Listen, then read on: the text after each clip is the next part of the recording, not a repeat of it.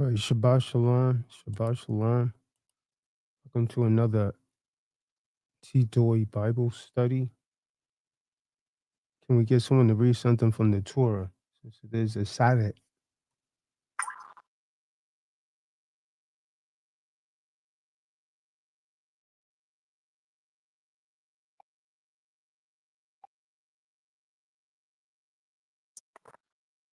Khan Shabbat Shalom.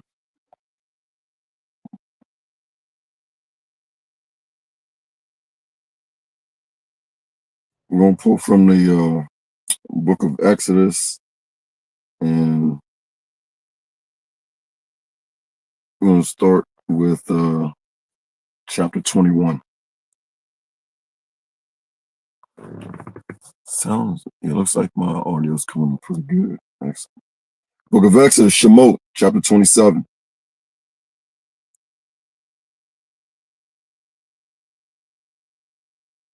Actually, I want to start from chapter 26. So we'll go through 27 if time permits. Book of Exodus, Shemot, chapter 26.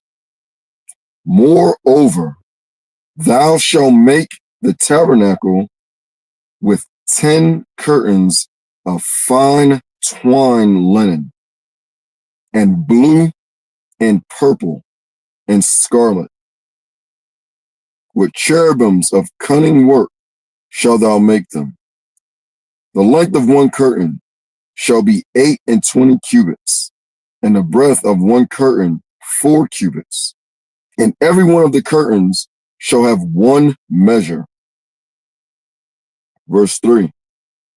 The 5 curtains shall be coupled together one to another, and other 5 curtains shall be coupled one to another. And thou shalt make loops of blue upon the edge of the one curtain from the selvage to the coupling. And likewise thou shalt make in the uttermost edge of another curtain in the coupling of the second.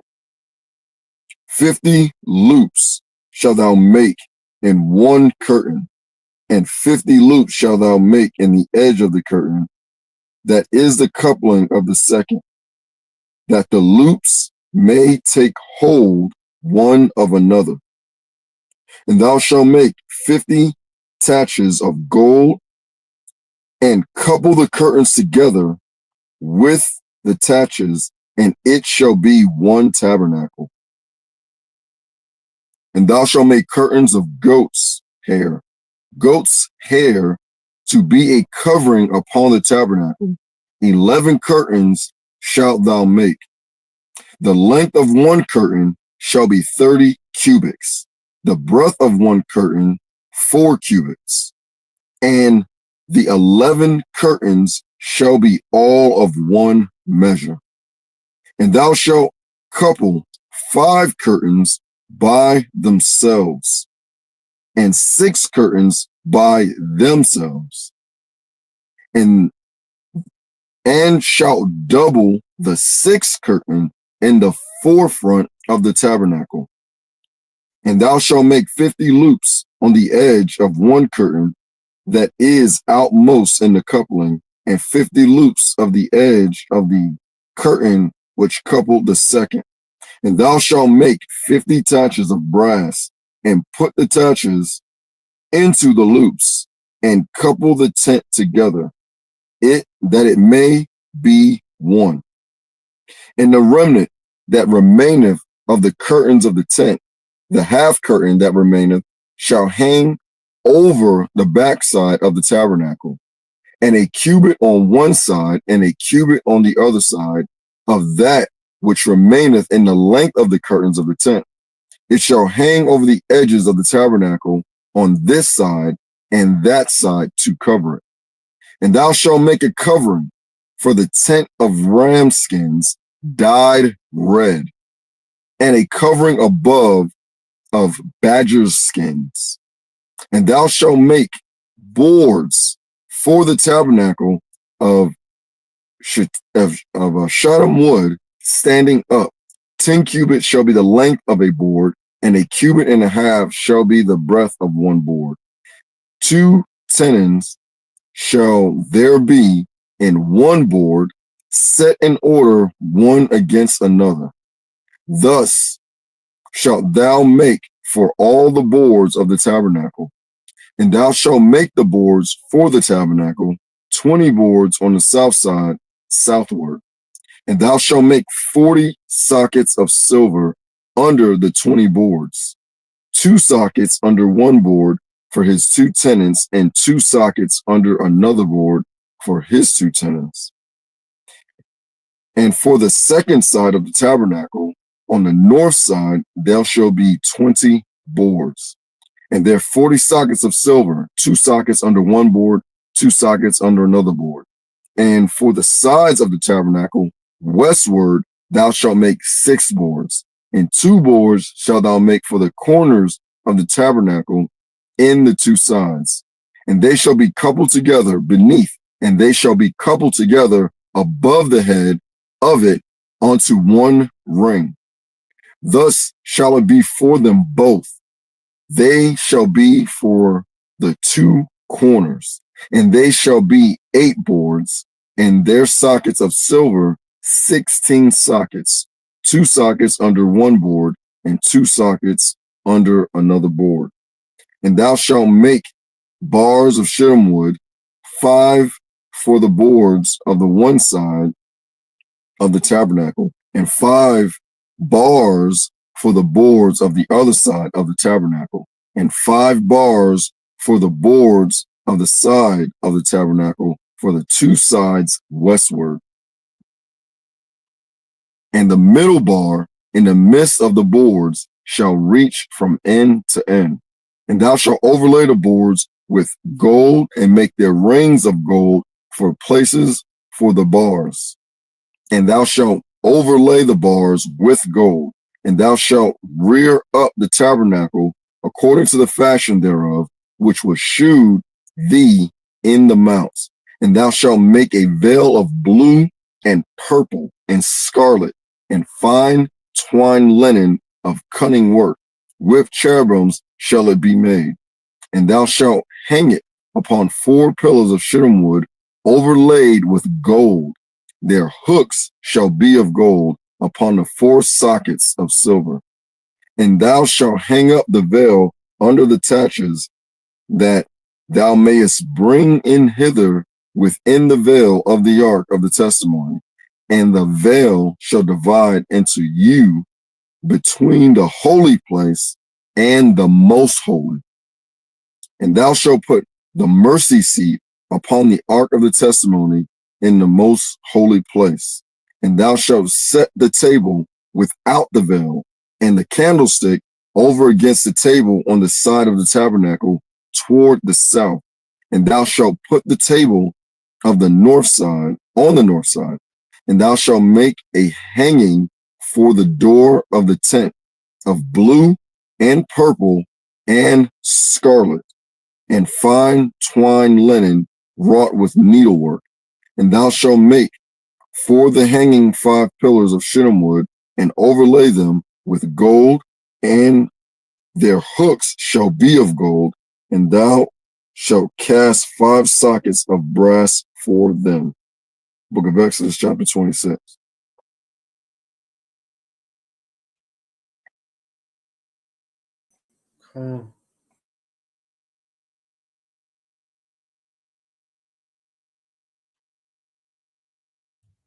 Any of you have anything specifically?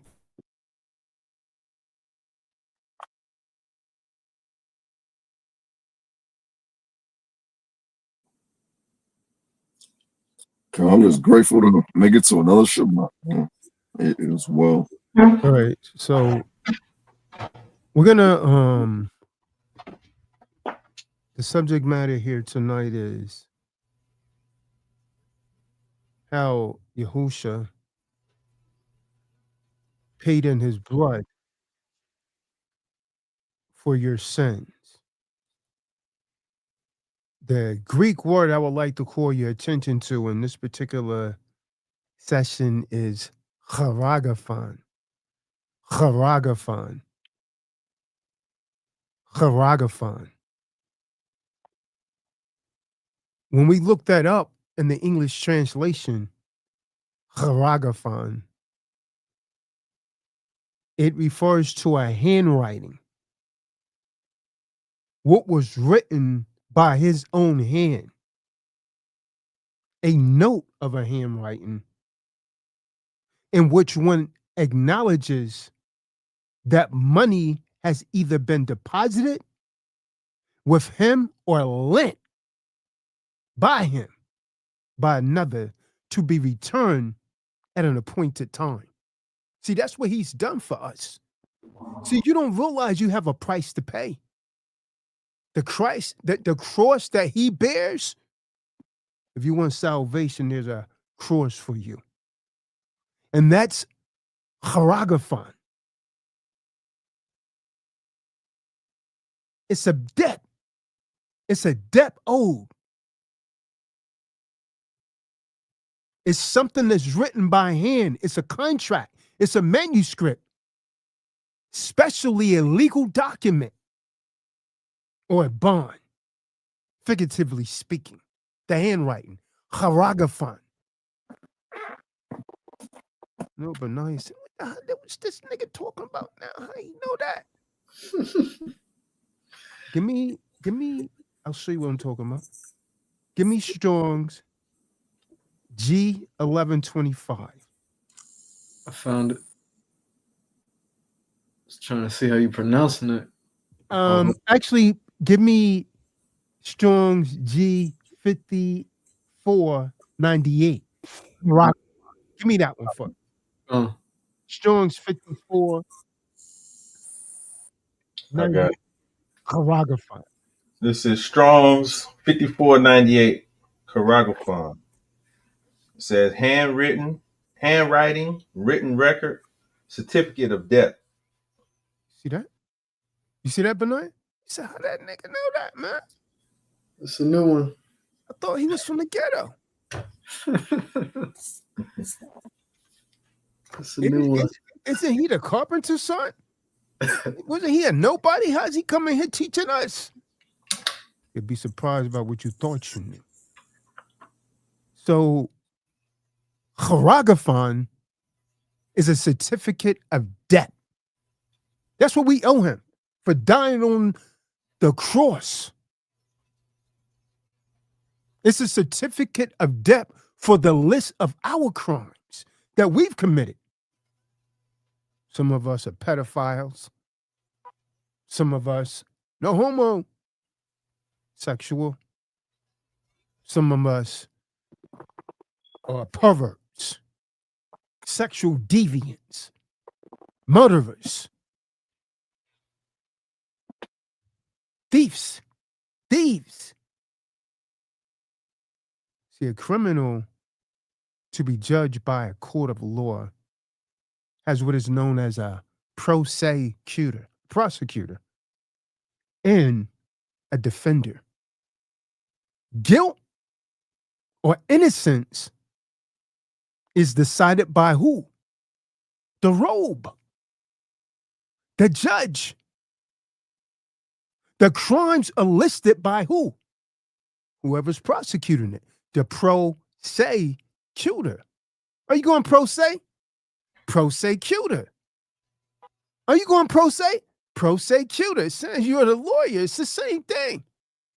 If you got a prosecutor and you say it slow, what you got? A prosecutor. Prosecutor. It's the same thing, man. They done dumb you down. You don't even realize it's the same thing. So when you go pro se, you're basically saying you're a lawyer. And the crimes are listed by the prosecutor. The certificate of debt is the cheirographon. It's a Greek word meaning handwriting. Well, he tells it that hides it a debt because it's a contract. You've heard me talking about this for 18 years. Someone give me Colossians 2, verse 14, I think it is. Come. It's the book It of refers Colossians. to a list of our sins, man. Go ahead. It's the book of Colossians, chapter 2, verse 14. Blotting out the handwriting of ordinances that was against us, which was You heard what he said, contrary to Benaiah? You heard what he said, Benaiah? You see how that lines up? Huh. Cheirographon. Handwriting. It's saying blotting out the cheirographon when you read it in the Greek. Go ahead and read up. blotting out the handwriting of ordinances that was against us, which was contrary to us, and took it out of the way, nailing it to his cross. So they say, how do Christians say it? Your sins was nailed to the cross. That's what they talking about, but they don't know how to explain it. It refers to our list of sins. See, what's a sin? Social insurance number. Oh no, Tazadak, don't start that stuff. You see how it all ties into commerce? Don't you know before it was called a social security number, it was referred to as a sin, a social insurance number? You identifier, just like they identify you in prison with a number. It's the same thing, you want. They say, you're being a bit political, man. I thought this was Bible study. Sin is an offense.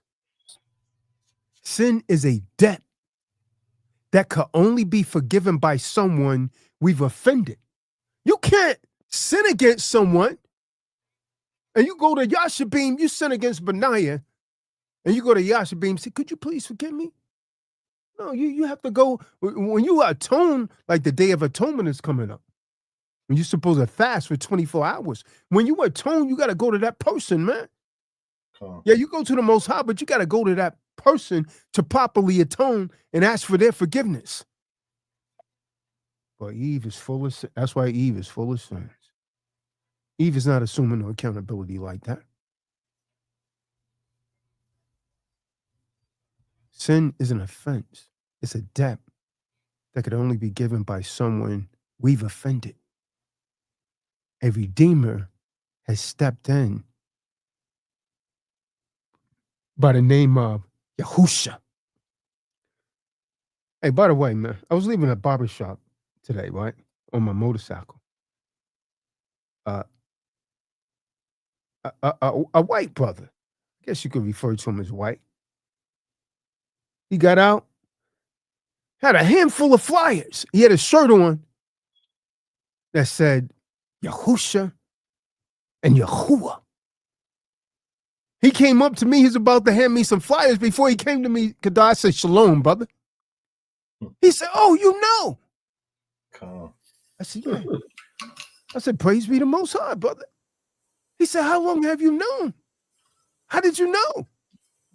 I said, well, brother, maybe about 20-some years now. I've known it. He said, wow, I've only known for a year. I said, praise be the Most High. I took his flyer anyway and put it in my pocket because he was trying to do the work of the Most High. He went down and he put flyers on everybody's car in that parking lot. Money that he spent that had the proper names of the Most High and his son on it. Yahusha and Yahuwah. Before he could quote scriptures to me, I was telling him where it was. He said, oh, you know. I said, praise be the Most High Yahuwah. And I could see, even though he had skin like Nicholas Carefoot, I could see the spirit in his eyes. You know, when you look in someone's eyes, I could tell he was enjoying what he was doing. See the sincerity, I say, man, I can't find that kind of faith in Israel. I can't see such faith. You could see the spirit that he was really enjoying it, man. That's what's up. And his smile, the smile, he had a kind of smile that said, man, I'm glad you know this. You see what I'm saying? Right. Without him saying anything, this is I'm looking dead in his eyes and he's looking in mine. I said, man, that's my brother right there. Because this man got a pure heart.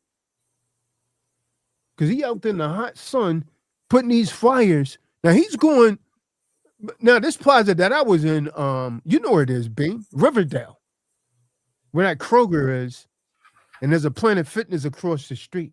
Well, you got old Jake's right there. Old Jake's in that neighborhood, man. And he's out there putting flyers trying to save the so-called chosen. I said, well, I be. I took his flyer, man, put it in my pocket. Maybe I'll give it to someone else that really needs it. But I couldn't say no. Hey, I already know that. I could have said that. Yeah, I don't need this, man. But that would have been pride. You see what I'm saying? Cool. And that might have, and it would have came across like a challenge. So I decided to deal with wisdom. I just say shalom, brother. And again, he already knew how to salute and everything. Yeah. We done a fist to fist. He must have been around some brothers or something. Before he could say anything, I say shalom, brother. Just from his just from his shirt. Because it had Yahuwah and Yahusha. The same way we spell it. You see what I'm saying? Yeah. Same exact way. I said, that's the name. He said, yeah. I said, but you don't understand. I said, that's the name. A lot of people debate over it. He said, yeah, it took me a year and a half to get it. I said, but that's the correct name, brother. I said, you got it. Hallelujah. Then I revved up my Harley. Drove off into the sunset. Praise be the Most High. Come on. So a Redeemer has stepped in to blot out our debt. Forgive us of our debts as we forgive our debtors. A Redeemer has stepped in to blot out our debts. Yet people are beguiled to believe that they can continue to commit sin. They say, oh, I'm forgiven. I mean, that's Christianity. You say, oh, I've been forgiven forever. Well, keep going. Keep going. You think that? You say, I was forgiven forever. Keep going, fool. Keep going. He blotted out our debts, what we owe, not what we're accumulating now. Because a lot of people are beguiled to believe that they can continue to commit sin. Because he said, Jesus died for my sins. See, the list of our crimes against us has been taken away and blotted out and nailed to the tree. Yahusha became sin for us. And he received our punishment for our crimes. He paid the debt owed for our sins. But we are not to continue to sin. That's what I need you to understand. We are not to continue to sin. The church got it wrong. And Malcolm, if you don't stay away from those churches, Most High can't deal with you, man. Because you're not even supposed, I'm hit you with something. When you're in this truth, don't you know Malcolm's not supposed to be going sitting up in no church, man? The Most High said you're not supposed to go into their places of worship. Understand that. Because it's going to put demons on you. It's going to put spirits on you, man. Cool. That's idolatry, man. You understand that? When you're going into those places of worship with your mom, you're participating in idolatry. Because all churches are of Satan. They're not teaching the truth, man. And you can like that, understand it, believe it or not, man. They're not teaching truth, man. They're teaching what they learned in theologian school, not the Bible. That's why they get one verse and they talk about it the entire sermon. They don't read that precept upon precept. Look what T.D. Jakes is doing. Boy, that boy could talk some hype, boy. Ooh, that boy could talk some hype. He had a lot of you fool, man. He had so many of you fooled. Well, I knew a devil when I saw one, man. I said, boy, that boy sure can preach some hype, boy. He'll pitch his way out of hell. And that's what he did. And you find out what he was doing behind closed doors. Oh, man. Y'all remember when it came out? What was that, about a year and a half ago? Yep. Knocked all of his followers on the floor.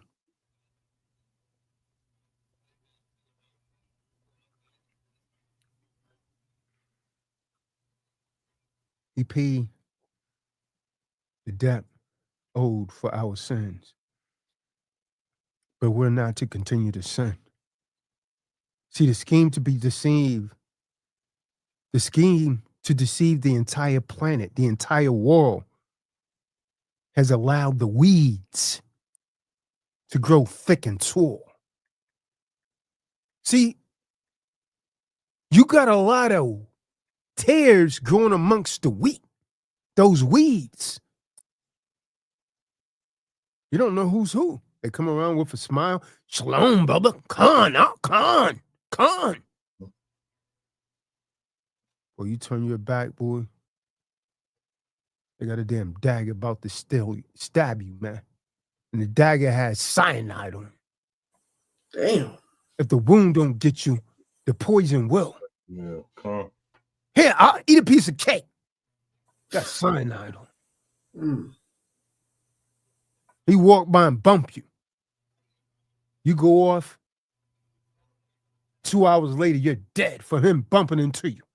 Because he pricked you with something that had it in it. It's the kind of people you dealing with in this world, boy. You say the wrong thing, you don't know what kind of enemy you're creating. Sniper. You could be in Utah, and a sniper just takes you out. You're not even expecting it. You think you're loved by everyone. But you don't know what kind of spirit Satan's putting out there. See, his angels, Nephilim, is roaming the earth. And they put that spirit on people. You don't know how they're going to respond. You put it in your woman.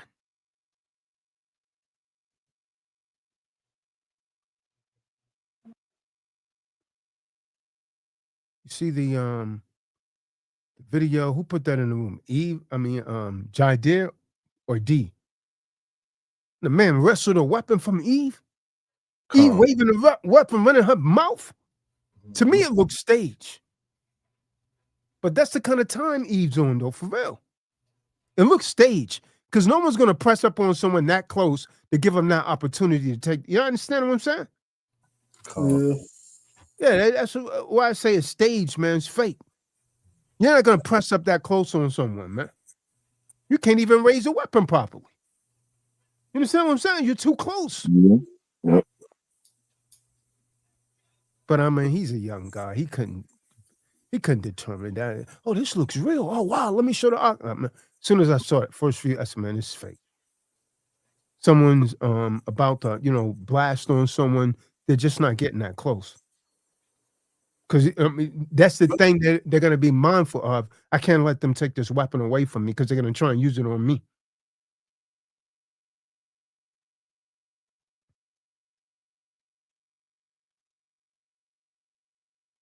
We're not to continue to sin. But the weeds has grown thick and tall. Those who turn away from sins and trust in Yahusha are redeemed through the veil of his flesh. His flesh was nailed to the cross, to a tree, for all transgressions were covered by the blood of the Lamb.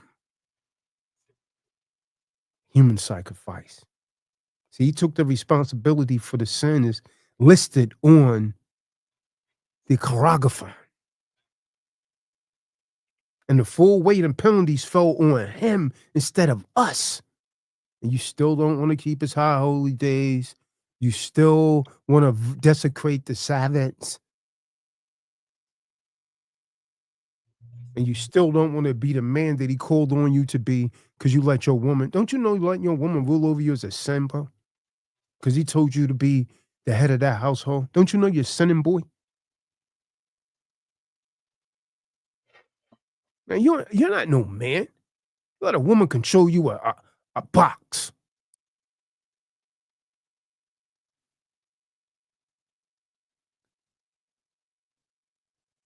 And she got more than DNA down there. She got A, B, C, D, E, F, G, all the way to Z down there. She done had so many Jakes up in her. It's not just yours, man.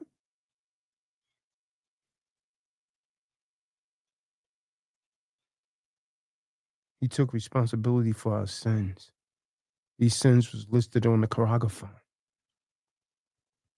The full weight of our penalties fell on him instead of us. The Torah was not blotted out, and it will never pass away. See, people's consciences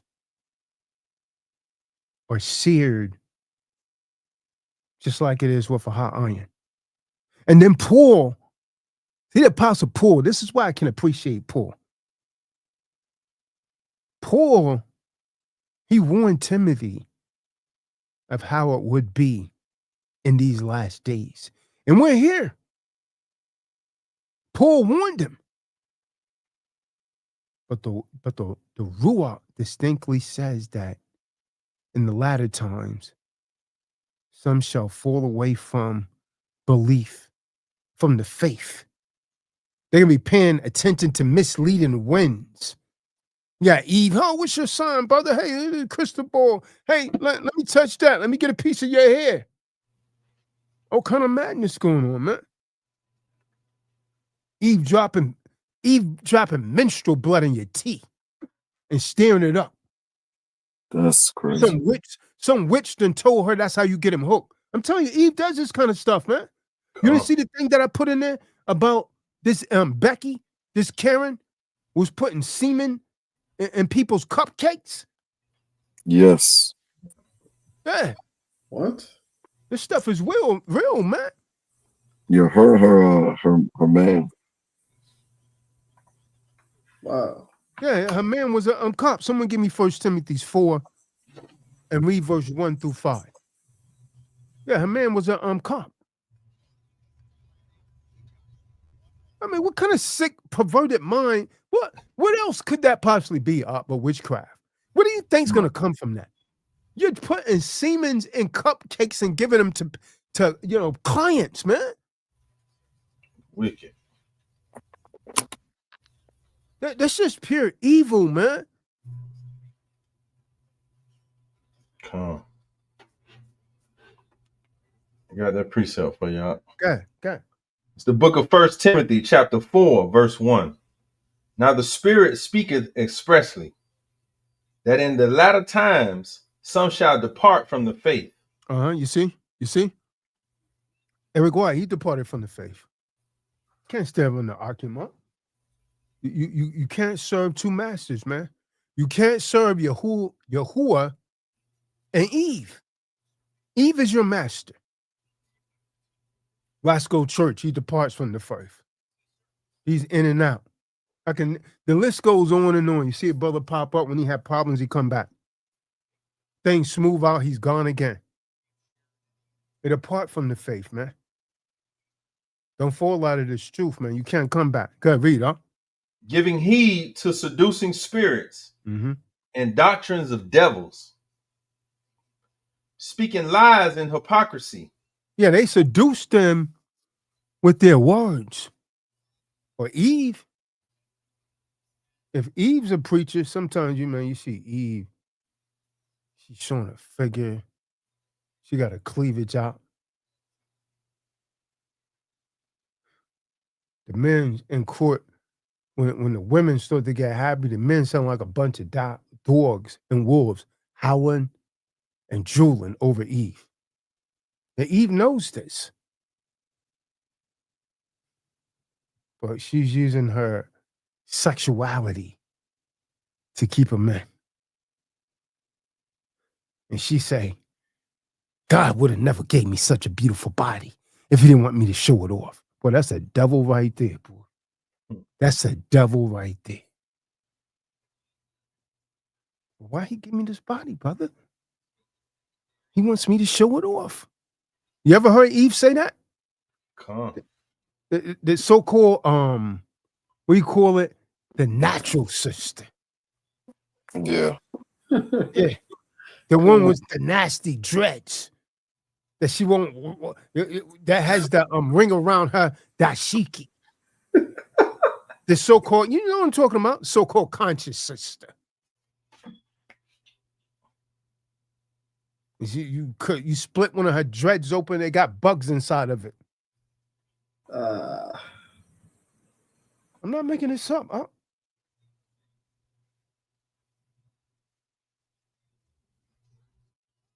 They make a nest in her head. Go ahead, finish that out. Come. Having their conscience seared with a hot iron, forbidding to marry, and commanding to abstain from meats. Yeah, they're forbidden to marry means they're stopping you from getting married. Mm-hmm. Yeah.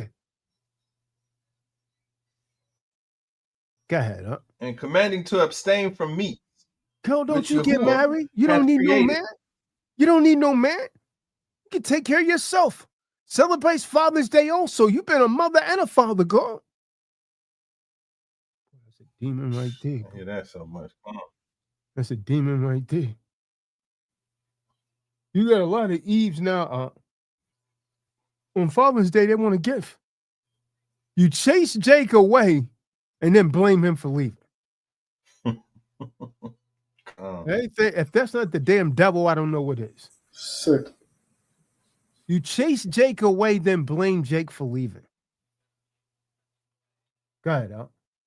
Come, which Yahuwah hath created to be received with thanksgiving of them which believe and know the truth. Verse 4. For every creature of Yahuwah is good, and nothing to be refused, if it be received with thanksgiving. Verse 5.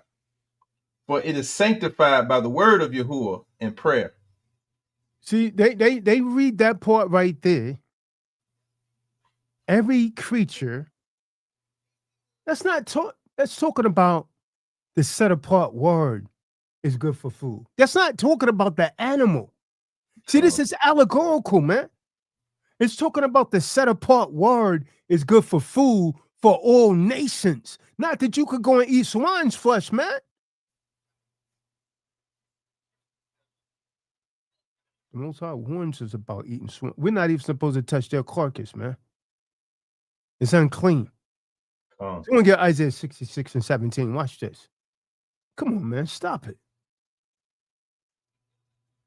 It tells us, man, you will be destroyed if you eat that stuff. On his return, if you eat that stuff, you eat that griot, how y'all say that? 80 griot. You're going to be destroyed. They love that griot in 80, huh? Yeah, all right. That's one of their primary dish. Yeah. You go to a Haitian restaurant, I guarantee you griots on the menu, And they supposed to be the priest? Man, stop it. The book of Isaiah, Yeshaya, chapter 66, verse 17. They that sanctify themselves and purify themselves in the gardens behind one tree in the midst, eating swine's flesh, and the abomination and the mouse shall be consumed together, saith Yahuwah. So that Most High said that thing's an abomination, man. See, the commandments was never nailed to the cross, brothers. This is you got to remember. That your sins were, but the commandments weren't. So the preacher's basically telling you the commandments was nailed to the cross when they told, we don't have to do that anymore. That's the Old Testament. The commandments was never nailed to the cross. Only the sins were. You do error not knowing the scriptures nor the power of the Most High, Yahuwah. See that? The commandments was never nailed to the tree. Yahusha was nailed there. He was nailed to the tree. He became sin. And he received the penalty of death that was due to save you. But what does the pastor teach? Uh, Pastors teach how the Torah was blotted out. Stop me where I'm lying at. But it's eternal and good for teaching and correcting. 2 Timothy 3 and 16. Watch this. 2 Timothy 3, verse 16. It's the book of 2 Timothy, chapter 3, verse 16. But shun profane and vain babblings, for they will increase unto more ungodliness. So it's impossible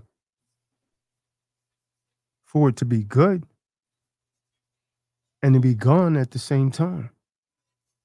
See, our violations against the Torah are wiped out if we turn back and we obey what the Lord says. We are immersed, calling on the name of Yahusha for forgiveness of our sins. The people that don't keep the law, the lawless fools, they twist Paul's writings. Paul was not a Catholic. The Apostle Paul was not a Baptist. The Apostle Paul was not Amish. He wasn't even a Christian of any kind. See, his letters to the Romans explains the renewing of the covenant if you read it and blessed to understand it. Paul was personally converted by Yahusha. Yet he considered himself to be the chief of sinners for destroying many of the Nazarene. So his letters are twisted by the lawless. Many are misdirected to think the opposite of what Paul meant. See, words need to be taken in context, not deliberately. The word judge, Colossians 2 and 16. When you look at Colossians 2 and 16, it's krino, judge. What does that mean? To incriminate, to condemn. Someone get Colossians 2 and 16. I got it for Can't make it you. up. It's the book of Colossians, chapter 2, verse 16.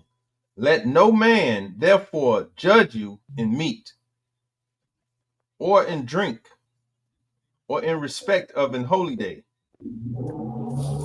or of the new moon, or of the Sabbath days. See that, Bernard? Cool.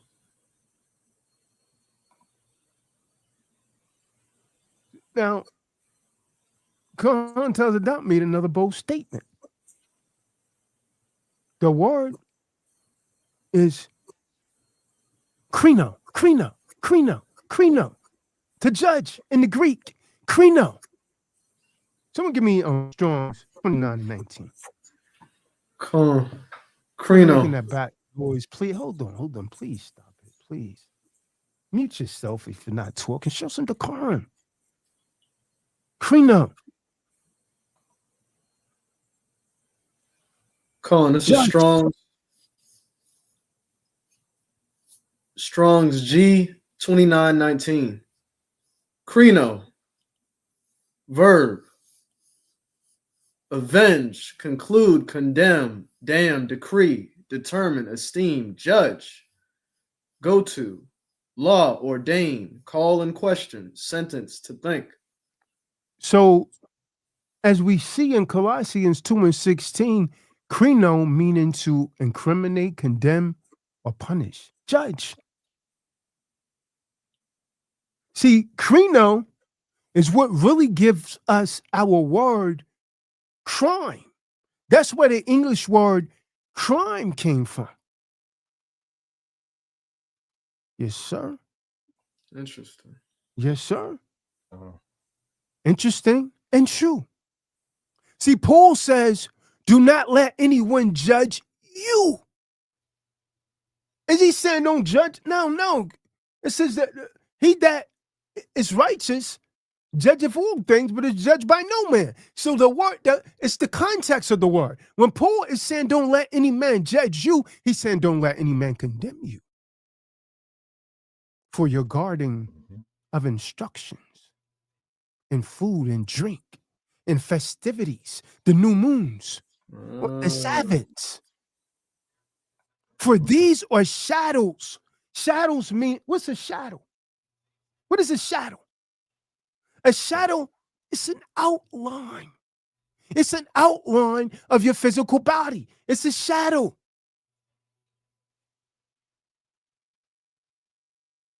Huh? It's an outline for the body of Mashiach. Huh? It's the outline for the body of Mashiach. Messiah. Mashiach, meaning Messiah. Huh? The Hebrew word, anointed. Messiah means anointed. Mashiach.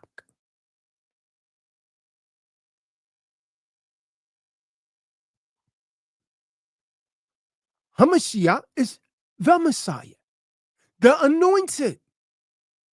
So the context continues with his warning about men's teachings taken away from our prize. Yahusha did not come to us in the flesh to take away the Torah.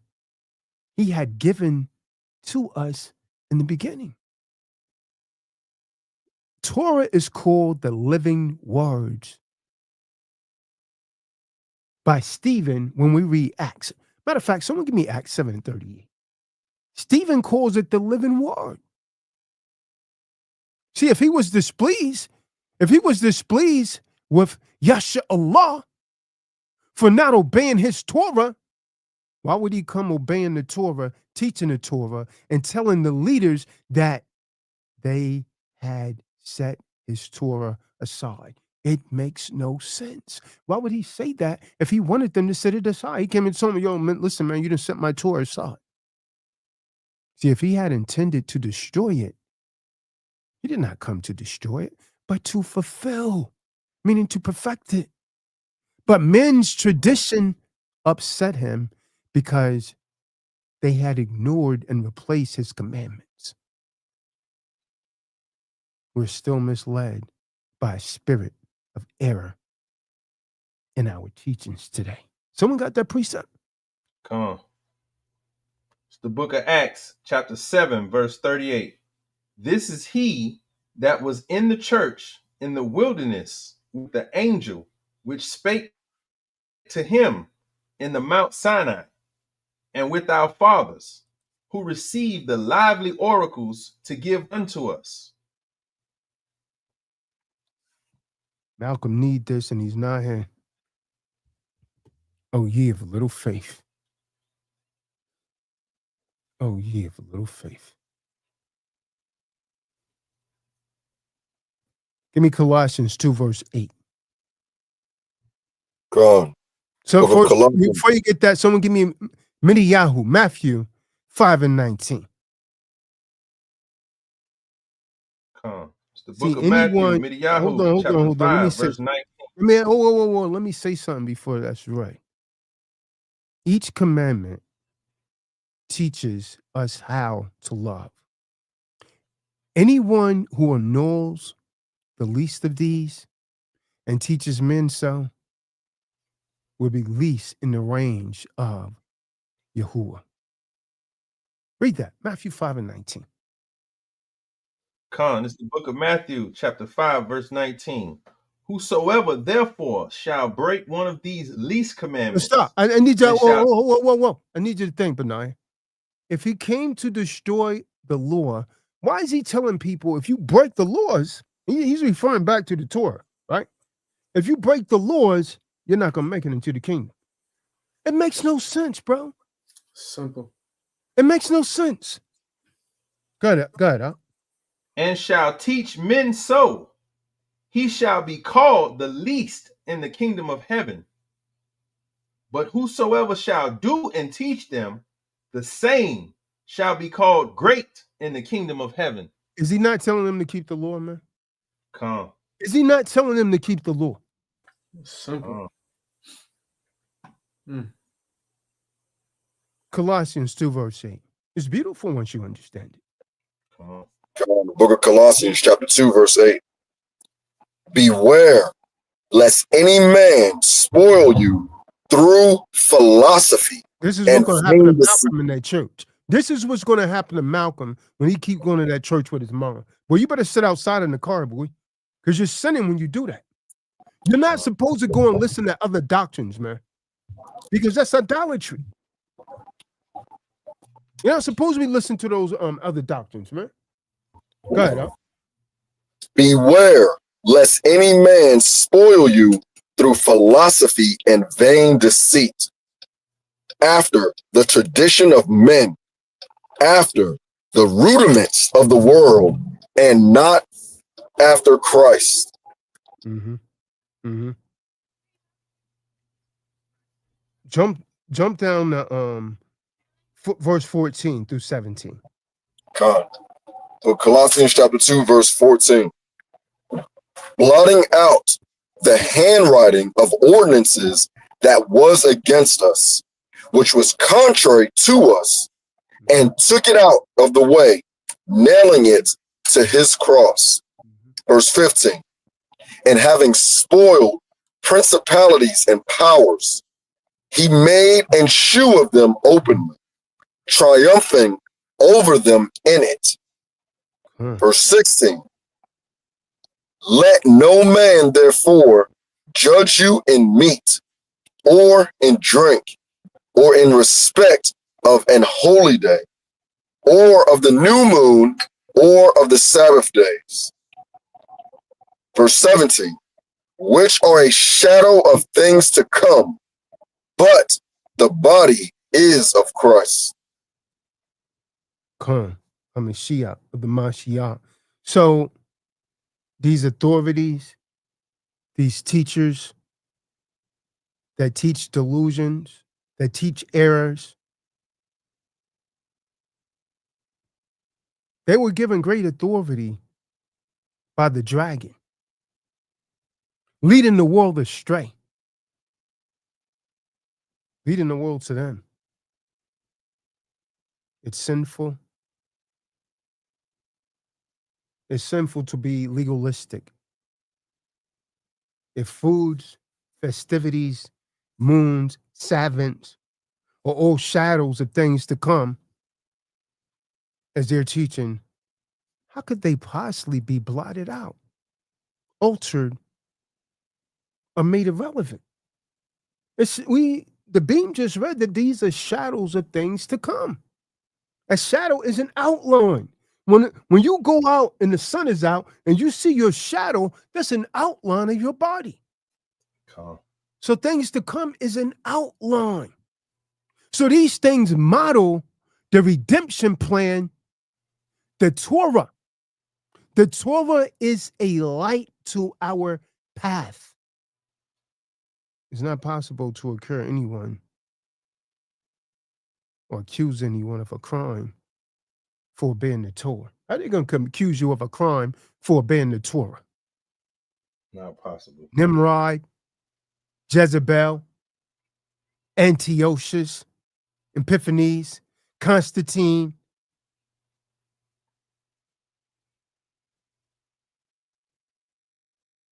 They were not servants of Yahusha. They were all against guarding the Torah. But without the Torah, we lack wisdom to know we are offending Yahuwah. Because without the law, how do we know if we're breaking the law? Someone give me Telahim. Psalms 119 and 11. See, without the Torah, you wouldn't know the law. Come. It's the book of Psalms, Telahim, chapter 119, verse 11. Thy word have I hid in mine heart, that I might not sin against thee. Mm-hmm. His Torah is his eternal word, brothers, sisters. It's his eternal word. But we're not under the penalty of it as long as we repent. What are you, good seed or weed? Nicholas care for smoking weed right now, so you got to be a weed. Abiding in the word of Yahuwah, we possess the truth. Our behavior is our fruit. You should know a man by the fruit. You should know a tree by the fruit that it bears. What kind of fruit are you bearing, brother? He sent this word forth to accomplish behaviors produced by good seed. The enemy planted the tares, the weeds or the false teachings that choke the good seed. The fruit of the Torah is love. I'm giving you love, brother. I'm giving you love, sister. The Torah is love, joy, peace, patience, kindness, goodness, gentleness, faithfulness, self-control. These are the fruit of the spirit of Yahusha, against which there is no Torah, no law. So if obedience seems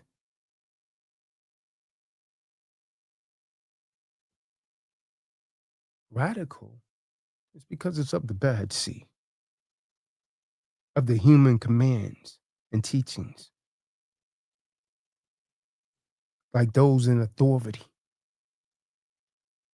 What kind of law takes a man out of his own house that he's paying all the bills in and leaves it to a woman that brings another man in when you kick that man out of his own house? What kind of law is that? That's worldly, man. These are the teachings and authorities of men. Where in the Bible does the Most High say, call 911 on your husband? See, these teachings of authorities of men are at war against the teaching of Yahusha. That's what it is. And they're giving great power. Where Eve get her power from? The dragon. You know why Eve connect dial 911? The dragon. They're given great power by the dragon. Misinterpreting the Apostle Paul. You got the Alexandria cult era. How they interpret Paul's writings. And that's why Peter wrote of those untaught men who misunderstood the Apostle Paul's writings. Peter knew they would do that. Someone give me that.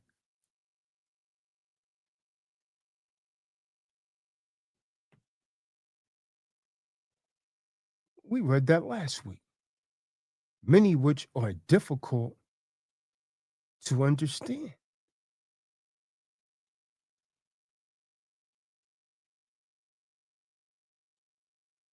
Second Peter's 3:15. 16 and 17.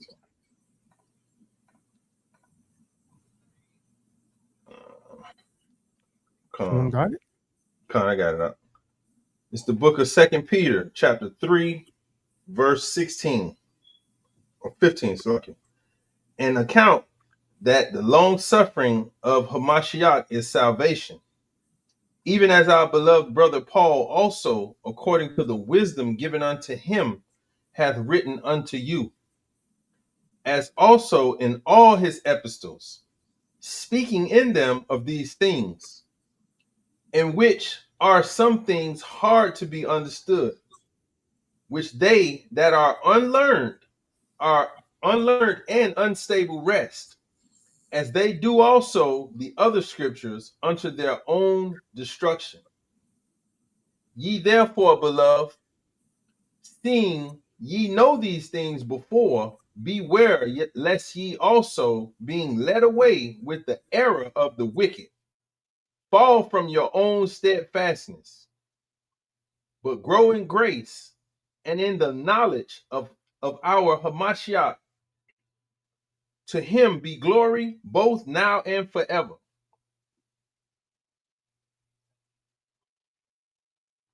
That was See, the list of our crimes were blotted out by the blood of the Lamb, but he didn't blot out the commandments. Can't you see that now?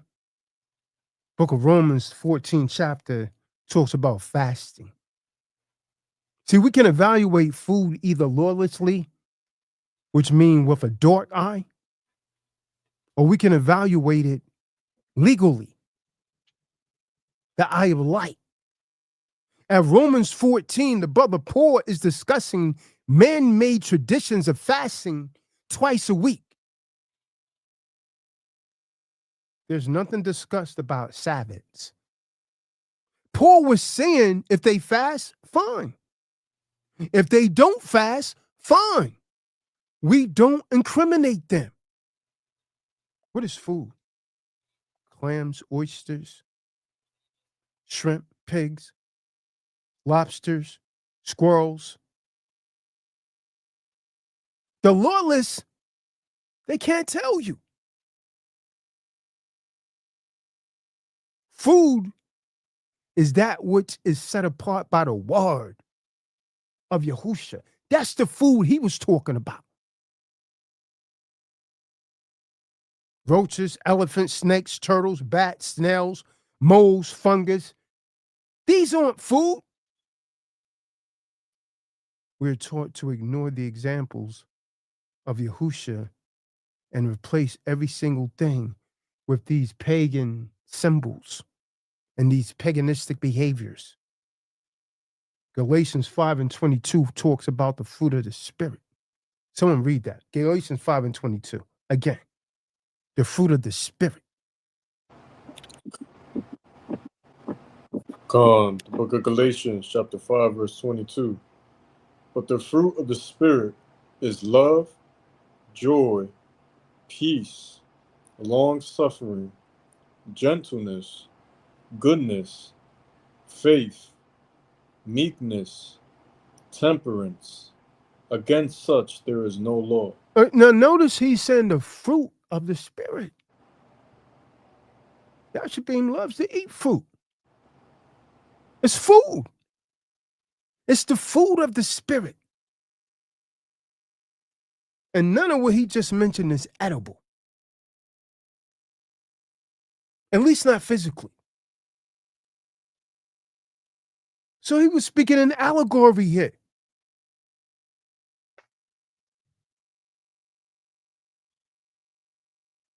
The word judge is a fine word.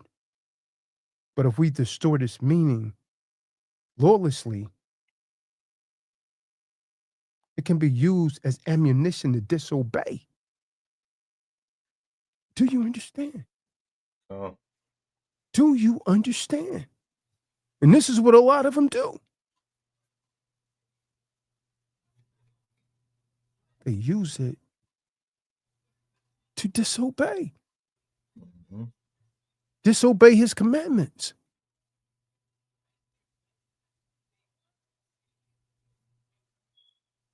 See, men's bitterness and disgust for the Torah, that's the logical science that Stephen was talking about. The living words. Someone get Acts 7:38. Acts 7:38. But people are waking up. People are waking up. Con, book of Acts, chapter 7, verse 38. This is he that was in the church in the wilderness with the angel, which spake to him in the Mount Sinai, and with our fathers, who received the lively oracles to give unto us. Mm-hmm. I want to keep going. No. You can stop right there. You stop right there. Someone get Ecclesiastes. First, give me Exodus 12 and 49. Then someone get Ecclesiastes in the Bible 12 and 13. Exodus 12 and 49. It's the book of Exodus, Shemot, chapter 12, verse 49.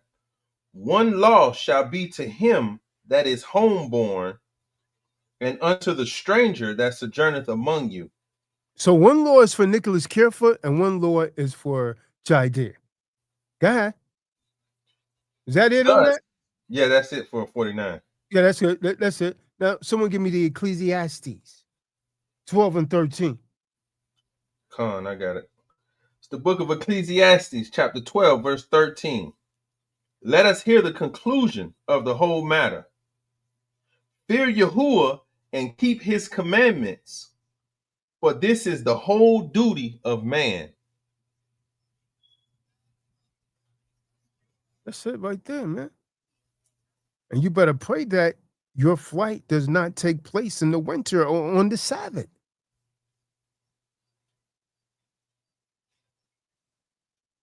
As it says in Matthew 24 and 20. Why did he say that? Because that's the time most people are in their house. Or supposed to be. Some of you been on that plantation going hard on this Sabbath. Well, I'm going to drive all the way to Canada this Sabbath. I'm going to get that money. Another debt pops up. Is that just by chance? Or was the Most High trying to show me something, Kadar?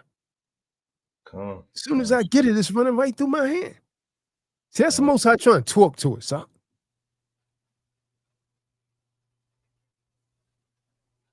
You owe me some damn money? Pay me my money, man. Put you in that hard place, man. You got a list like Santa Claus. Checking it twice. Who else owe me some damn money? Man might have gave you the money 15 years ago. Oh, you want it back 15 years ago. Oh, shit. Man, you remember that, man? You owe me some money. What you talking about, man? You remember when we was little children? I was 7. You're 25 now, though. I know, I need my money. That's what debt do to you. You get that spirit of Satan on you, boy. You start thinking of everything. So you might make something up. You think you can get away with a lie, man might owe you 35 cents. You tell him he owe you $35 because you put interest on it, usury, which the Most High condemns. Mm-hmm.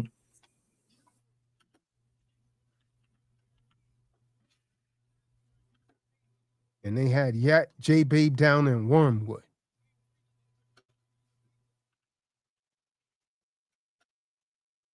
Hey, J-Babe, but you better pray that your flight don't come on the Sabbath day.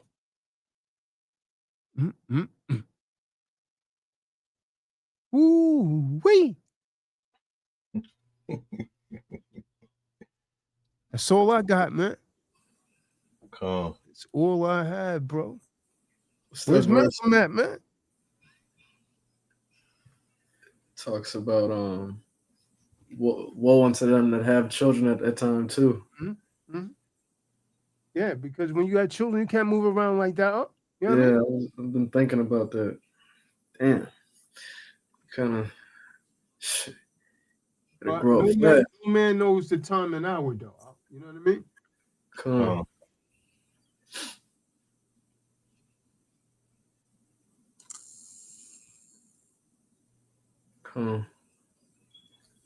That Colossians 2 and 17, man, I like that breakdown. Yeah. Which are a shadow of things to come, but the body is a Mashiach. Yeah. Shadow of the things to come. That was deep there. Outline. It's an outline. What you supposed to be doing? Plain and simple. You talking about the laws going away. They're not reading it out. They're reading through that and getting what they want from it.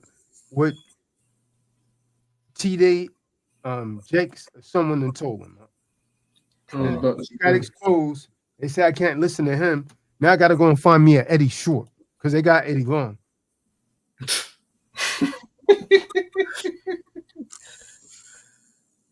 you gotta have the spirit on you to interpret that, because that's real layered. If you just just really reading that, even verse 16, let no man therefore judge you in meat or in drink, you would interpret that as, oh, I can do whatever and I can eat lobster and all this stuff, and they can't say anything about it. That's not really what they're saying at all. Let no man therefore judge you in doing the right things, being condemned in the right things, not the wrong. But the meat and drink that it's talking about is the spirit of the word. It's the meat of the word. You understand what I'm saying? The fruit of the spirit. You see what I'm saying? That's what you're eating. The fruit of the spirit. Those things that Jair read. Hallelujah. That's what you're eating, the fruit of the spirit. Get your mind right, King. Get your spirit right. Let's see what Peter. That's right here. I could go to Red Lobster. I Negro done. And then that's the thing where, like, it's mind blowing to know that people just don't read it, because how could you sit here and read one portion where it's giving you, exactly what you can and cannot eat, or this, that, and the third, and then think that you get in the past to go back and do what he told you not to do? Yeah, that part right there, that makes no sense. No sense. And then you read scriptures like the Most High don't change. Everything's still the same. Ain't nothing changed. Then when we was reading just now in 5:19, whoever break these laws, and I'm paraphrasing, but whoever break these laws and teach men to do so, you the least in the kingdom, man. You the least. Then you go up 2 verses, he tell you, think not I come to destroy the law, but to fulfill.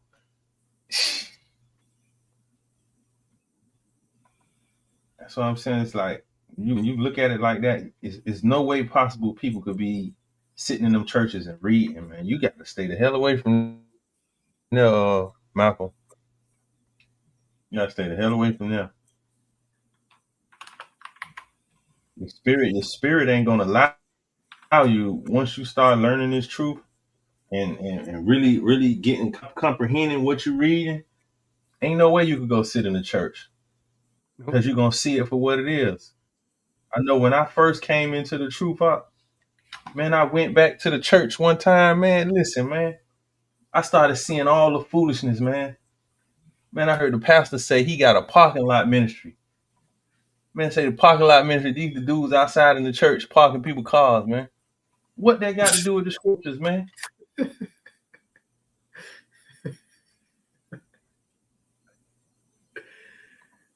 That's a shame. Make no sense. You just tricking these people out of labor, man. You got a free valet service out there in the church. That's what you're doing? Yeah, you talking about parking lot ministry. Show me that in the scripture. Well, brother, you know the Lord. What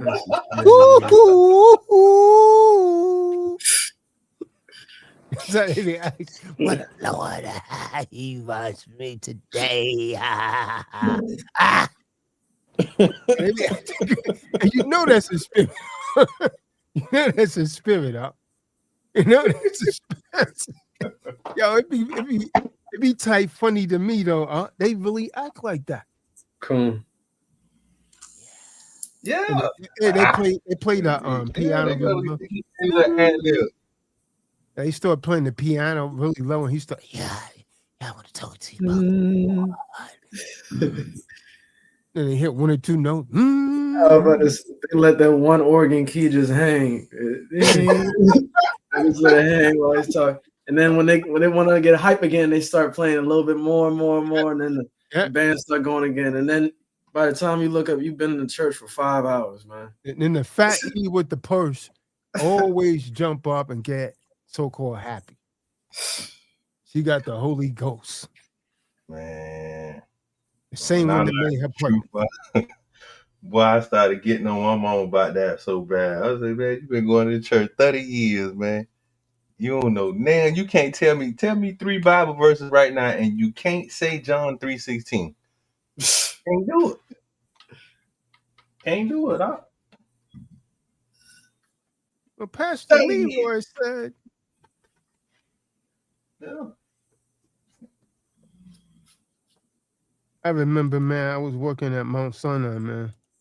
This preacher broke up this man's marriage, man, because he told his wife to stop paying tithes. They couldn't afford to pay, their rent and all that. Well, she still went and gave 20%. The next day I came to work, they had a domestic up. Dang.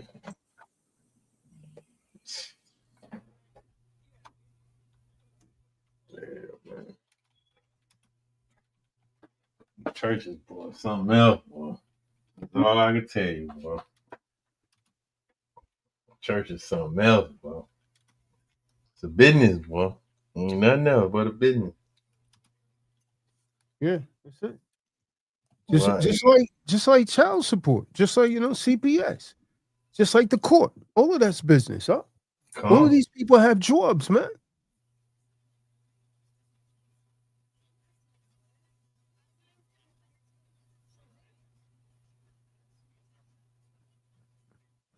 Nothing but a business, boy.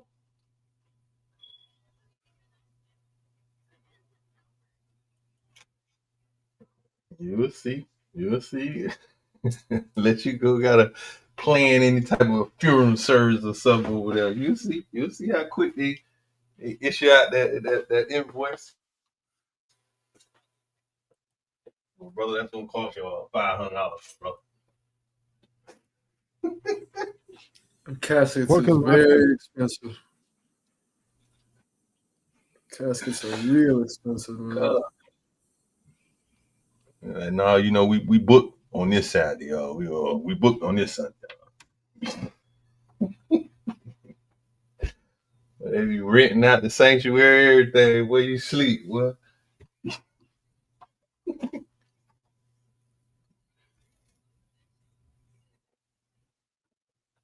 Straight business. Everybody getting paid in the church except you. Mm-hmm. They got to pay for the drummers, pianists. Everybody getting paid. Boy, wake up, boy.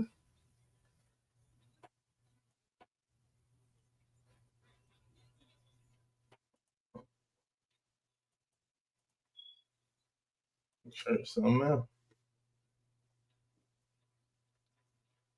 Yeah.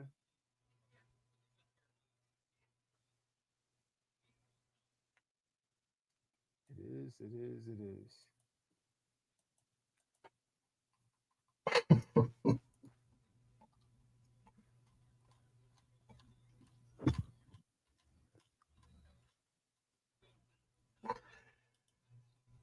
Oh man.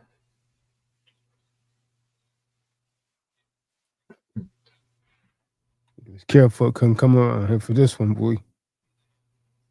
He last night he kept violating. Using, sometimes I literally believe he tried to use deliberate words to get me fly. He was attacking Eve, and he knows he can't do that. I fell asleep that night. Kept attacking Eve, man. And he was using the word, Eve, they're not on to that word yet, right? But when you use words like women and things like that, they know what that means. But they haven't figured out. That's why I'm always using the term Eve. To outsmart their system. You know what I mean? You're gonna come on and talk about how disgusting she is. I said, oh man, listen, man, you borderline about to get me flagged, man.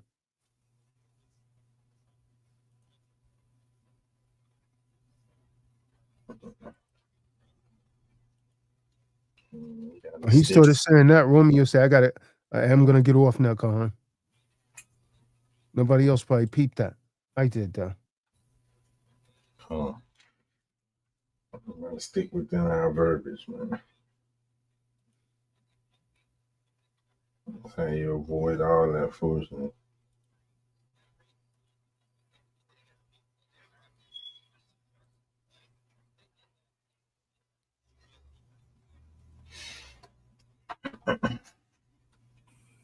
Somebody in the chat, Blur, asked a question. Let him come on and ask it up. Unless you want to answer it. It's kind of hard to answer a question verbally with someone that's texting.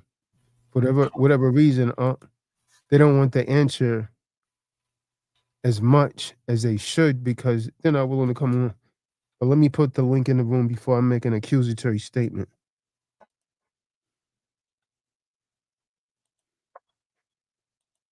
Khan tells the doc the new book is already upsetting a lot of young men, man. Breaking up relationships, man, for the better. Teaching him how to man up. Facts. Say it ain't so. You been listening to Tells the Doc today? What you been doing home? You been listening to Tells the Doc today? Nah, I'm just, What you been doing then? Let me see your phone. They're like clockwork, man. Are you sure? Yeah, I'm sure. Yeah. This ain't that one of them days, man. That's not how we be rolling. That's something in the air. Most High moving. Let it go and let it grow. I'm talking about Eve telling Jake that she told her stop listening to Tells the Doc. You didn't listen to Tells the Doc today? I told you he's gonna break us up. The stuff he be talking. Come you don't like him, babe? Because I don't like him. Why can't you just trust my judgment? Okay. Don't go around him no more. If you go around him again, we done. Okay. He get in the bed with her and trying to hold her. She turn her back to him. Wait till he go to sleep and start texting another guy. She went to the bathroom and started texting someone else. No, I'm not lying. You can't even call me a liar. Stop me where I'm lying at. Y'all remember last year when that thing came out about IUIC, the dude was sending photos in the bathroom? Yeah. That's how it goes, though. Man. That's crazy. They're supposed to be righteous brothers, huh? Yep. Righteous brothers. See, that's that thing too. Like when you're allowing the men and the women all over the place and to even much be, they ain't even supposed to have no contact.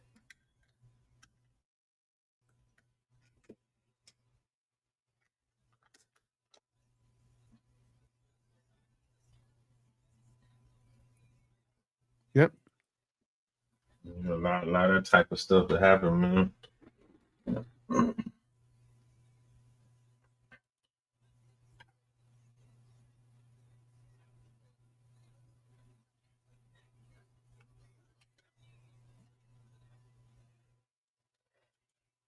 Crazy.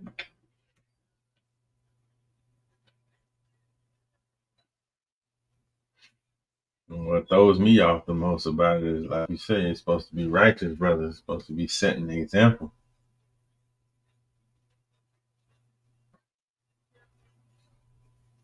Yep.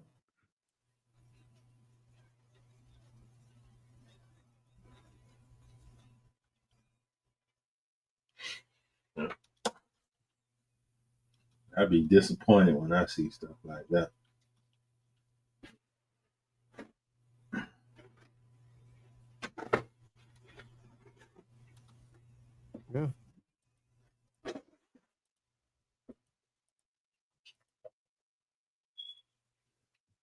I mean, what are you gonna do?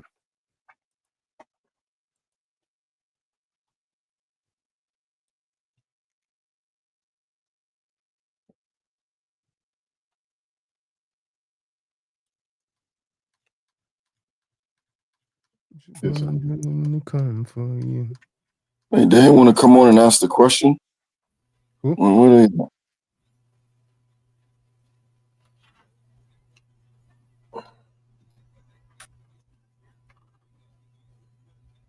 Who's that? Blur? Who is this Elijah? I'm not sure.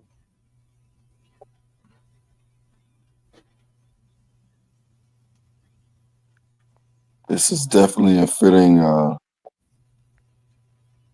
topic. Because yeah, right on time for me. Visiting so-called the biological family. I love having reasonable discussions about the scriptures. That happened yesterday at that game that I was at.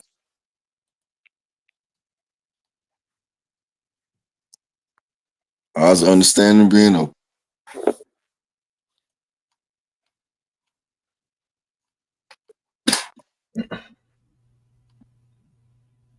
Just on the laws and the social norms.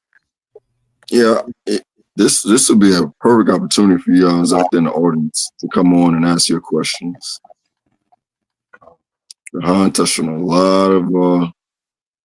lot of social norms that people accept as the truth, but it's technically a lie. Malcolm, I don't know where you at. Come on out. I never dropped the link too. That's part of the problem. J Babe's not coming on here, man. J Babe's not coming on here, man. The junior baby.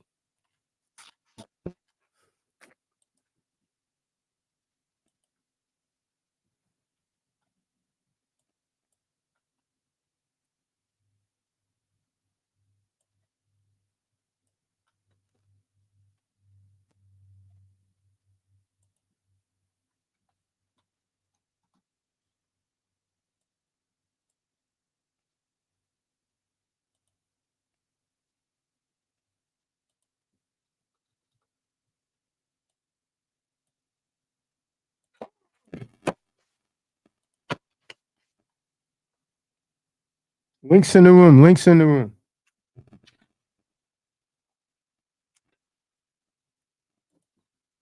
Bringing the phone up. And you shot. Come on, so you can get your answers.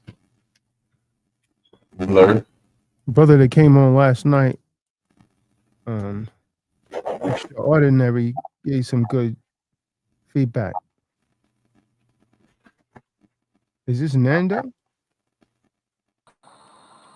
Khan. Shabbat Shalom.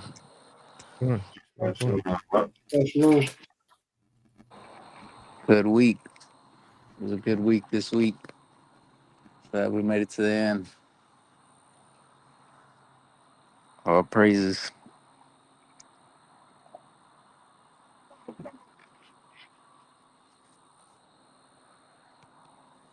Yeah. You're going over a lot of information. I gotta go back and rewatch this video. A whole bunch of sauce came out. So those that can receive it. Romeo. Shabbat Shalom. Barcelona. Shalom. Shabbat shalom, Shabbat Roman. Shalom, man.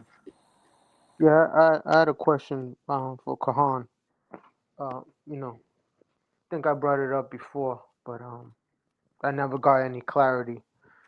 As far as like, I wanted to know as far as like the timeline, how does it align right now with the scriptures, as far as the times we're living in right now currently? Like, where does it match up? Considering the fact that our calendars and all that have been manipulated, by the different Roman emperors and all that. So, there used to be like 13 months. Now there's 12 months. Someone give me the book of Matthew, 24 and 36. I'm not sure what you're asking again. Are you asking, like, are we close to the end? What are you actually asking? Yeah, like, are we, Someone give me Matthew 24 and 36. This answers it. It's the book of Matthew, Yahusha, chapter 24. His mic's messed up. My mic messed up? Yeah, Con.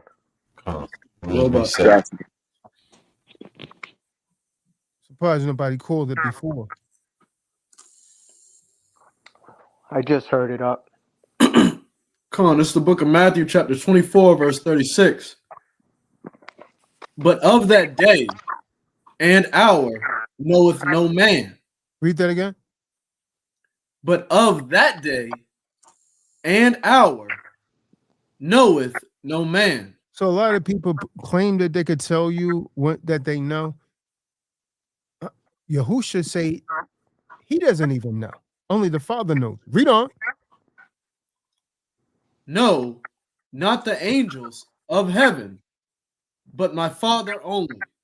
So only Yahuwah knows. God. Verse 37. But as the days of Noah were. Now these are the signs that we look for, Romeo. We could only tell the signs. We know that we're getting closer. Where's the echo coming from, man? Please show some decorum. Mute it. Go ahead, up. But as the days of Noah were, so shall also the coming of the Son of Man be. What was going on in the days of Noah? They was partying, they was drinking, they was making merry, and so on and so forth. They wasn't paying attention to the signs of the time. Let's go back to chapter 1. Because it starts answering his question at not chapter 1, but verse 1. Matthew 24, verse 1. Watch this. Come on. It's the book of Matthew, chapter 24, verse 1. And Yahusha went out and departed from the temple. And his disciples came to him for to show him the buildings of the temple. Verse 2. And Yahusha said unto them, see ye not all these things? Verily I say unto you, there shall not be left here one stone upon another that shall not be thrown down. So right now, what he did was he gave a prophecy that took place in 70 AD.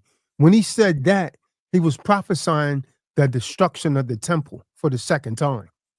And that's what you see the Amalekites over there praying to now. When, they're rocking at the wall, that was the temple. That's the last part of the temple that was destroyed in 70 AD. He prophesied that way back then. Read on. Verse 3. And as he sat upon the Mount of Olives, the disciples came unto him privately, saying, tell us, when shall these things be? And what shall be the sign of thy coming? So he said, what's going to be the sign of your second coming and the end of the world? Right? And the end of the world. Mm-hmm. And Yahusha answered and said unto them, take heed that no man deceive. Where's that echo coming from? Is that? Who's the echo coming from, man? Go ahead. Come on. For many, book of Matthew chapter 24. So the reason he had to say, take heed that no man deceive you, he was basically telling you then there's going to be people out there trying to deceive you. Otherwise, he wouldn't have to tell you to take heed to what I'm saying. Because a lot of people are going to try and deceive you, coming in my name saying, I am he. I'm the Messiah. I'm the Christ. I'm the anointed one. God. Verse 5. For many shall come in my name, saying, I am Christ. See that? And what are they going to do? What are they going to do when they come in his name? Read on. Come on. And shall deceive many. So they're going to deceive a lot of people. A lot of people going to fall for that, man. A lot of people fell for the TD Jakes and find out he was getting busy in the background. I mean, a lot of people fell for that, man.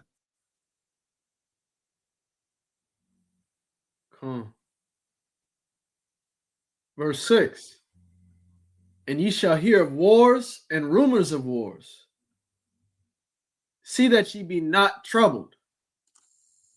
For all these things must come to pass, but the end is not yet.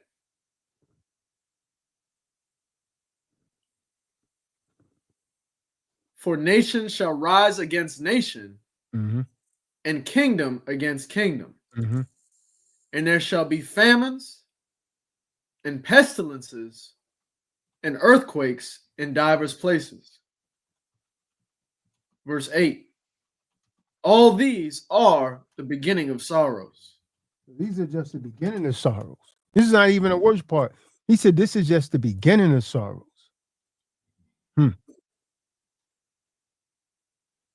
God. Verse 9.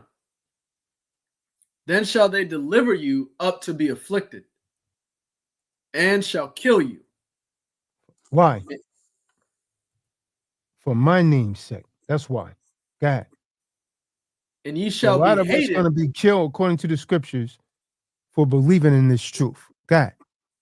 Come on. And ye shall be hated of all nations for my name's sake.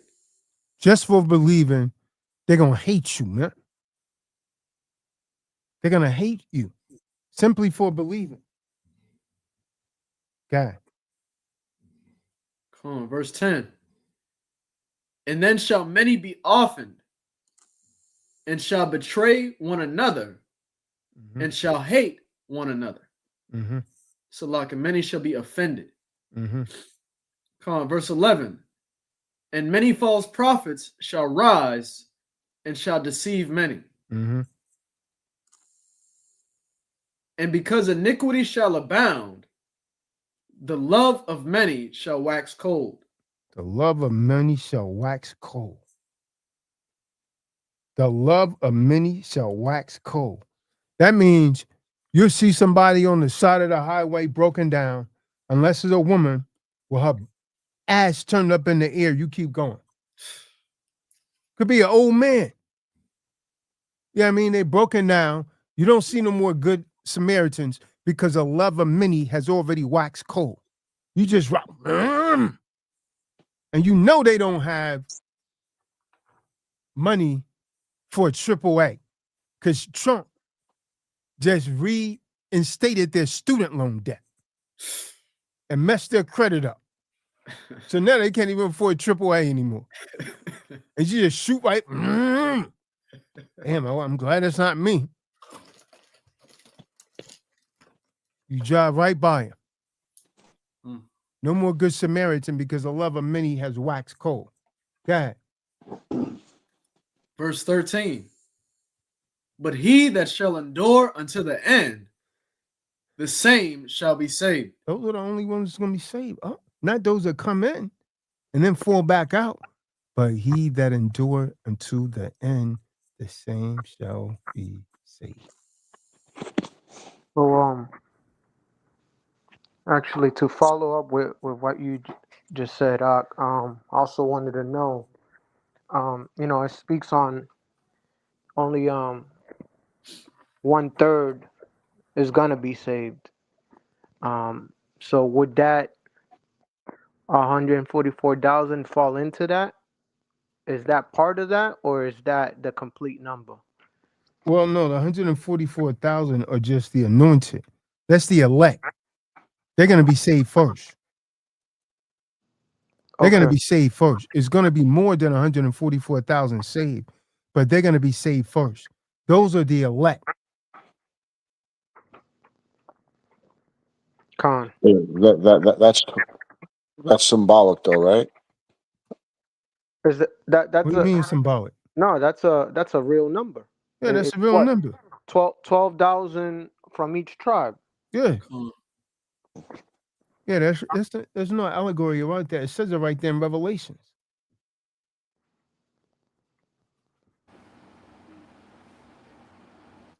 Con. Are there any J Baby coming in with a lot of that preaching, man. that church stuff, man. Someone get Revelation 7 verse 5. Huh? It's that church, man. Well, Gotta that's get I that heard church, man. Jehovah's a big on. I'm not Jehovah, but they're big on that. Like Someone get but, Revelation 7 and 5. But what saith the scriptures? Someone mhm. get Revelation 7 and 5, man. I got y'all. It's the book of Revelations, chapter 7, verse 5. Of the tribe of Judah, Yahweh, were sealed 12,000. And Start of reading at verse 4. verse 4 come. And I heard the book of Revelations, chapter 7, verse 4. And I heard the number of them which were sealed. And there were sealed an Go, 144,000. Matter of fact, go a couple verses before that so he could get the context of what's going on here. This is not allegory. This is the actual numbers. He's naming the numbers. There's nothing symbolic about this. Okay. Come, start at verse 1. The book of Revelations, chapter 7, verse 1. And after these things I saw four angels standing on the four corners of the earth, holding the four winds of the earth, that the wind The should four not. winds is representing the destruction. So you got four angels that's holding back the destruction from destroying this earth. Go ahead. That the wind should not blow on the earth, nor on the sea, nor on any tree. Verse 2. And I saw another angel ascending from the east, having the seal of Yahuwah.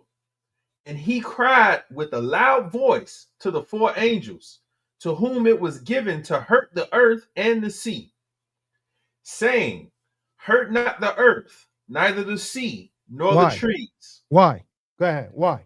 Till we have sealed the Until servants. what? Until Till what? we have sealed the servants Uh-huh. of Yahuwah in their foreheads. So there's something symbolic about this. So it's saying, listen, man, the first thing we're going to do is seal the anointed, 144,000 purified one. And they're all men. Ain't no women in this, JB. Ain't no women. They're No all women? Oh, okay. I never read it. never Read heard what that. the Bible says, man. Read what the Bible says, good dog. They're all men. Verse 4. And I heard the number of them which were sealed, and there were sealed 144,000 of all the tribes of the children of Israel. Of the tribe of Judah were sealed 12,000. Of the tribe of Reuben were sealed 12,000. Of the tribe of Gad were sealed 12,000. Of the tribe of Asher were sealed 12,000. Of the tribe of Nephthalim were sealed 12,000. Of the tribe of Manasseh. Hold on. We don't have to read all that. Someone give me Revelations 14 and 4. He can't be all men. Orthodox is chauvinist. Well, the Lord's a chauvinist then. I got you. It's the book of Revelations, chapter 14, verse 4. These are they which were not defiled with women. Okay, stop. So it's letting you know it is men right here, JB. When it says not defile, a lot of unlearned people read this and say, oh, they're virgins. They haven't had sex. That's not what that means. It means that their minds have not been indoctrinated with the philosophy of this world. They have virgin minds. Do you understand? Mm-hmm. Good. Huh? For they are virgins. These are they. So people say, oh, you can't be, you ain't no virgin, man. You can't be one of the 144,000 purified. It's talking about a virgin mind when it says they have not been defiled by women. God. These are they which follow the Lamb whithersoever he goeth. Yep. These were redeemed from among men. See that? They were redeemed from amongst men. Go ahead. Being the first fruits unto Yahuwah and unto the Lamb. See that? So they're men. They're men. Yeah. Understood. They're men. I just thought symbolic because, like, throw the net to the right side of the boat and 153 fish and that whole breakdown. But maybe that's symbolic and not obviously not this one, but yeah, I just try to You're right. I see what you're saying. I see what it's saying. The Bible. Yeah. 144,000 purified ones.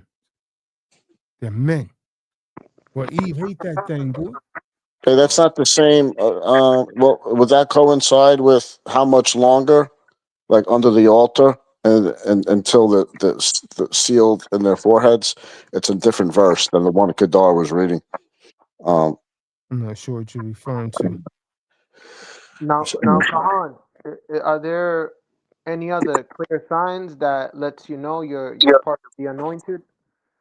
That 144,000, besides being obviously one of the part of I the mean, 12. he just read what the signs are. Read that again, Kadar. Come. It's telling you how you know that these are the 144,000 that their minds haven't. Listen, man. I guess Can this takes out a lot of these brothers, man. I add one thing though, Romeo? Also, Israel has to be surrounded by armies. I don't know if that means the nation right now, or it's some other spiritual meaning, but Khan could, definitely would know that. Explain it better than I could. Yeah, I don't think that's what the modern day Israel is, because we know real Israel is not them over there. True. Yeah, those are Amalekites, man. Let me read this verse again. It's the book of Revelations, chapter 14, verse 4. These are they which were not defiled with women, So for the they are 104. Hold on. So the 144,000 hasn't been defiled by women. If you're a man and your woman's been, you ain't no 144,000, man. You've been under your woman, man. We've been trying to tell you, man, that listen, man, don't do this, man, don't do that, and you still can't listen. The Lord's not with you, man. Not 144,000 level. You might make it, but you're not getting in as one of the purified ones because you're too attached to Eve, and the Lord knows that Eve could tempt you and take you away from His word. So the Lord can't use you, man. Oh, come. The Lord can't use you because you're under your woman, and He gave you an order. The Most High gave you an order to be the head shit of her. Kahan. He told you to rule your household. He can't use you, man, if you're not doing that. mm-hmm. You can't even make a decision without your woman. The Lord can't use no man like that, man. Come. And you can like that, understand it, believe it or not, but that's what it says, man. She was given to you as a help meet, man. Yep.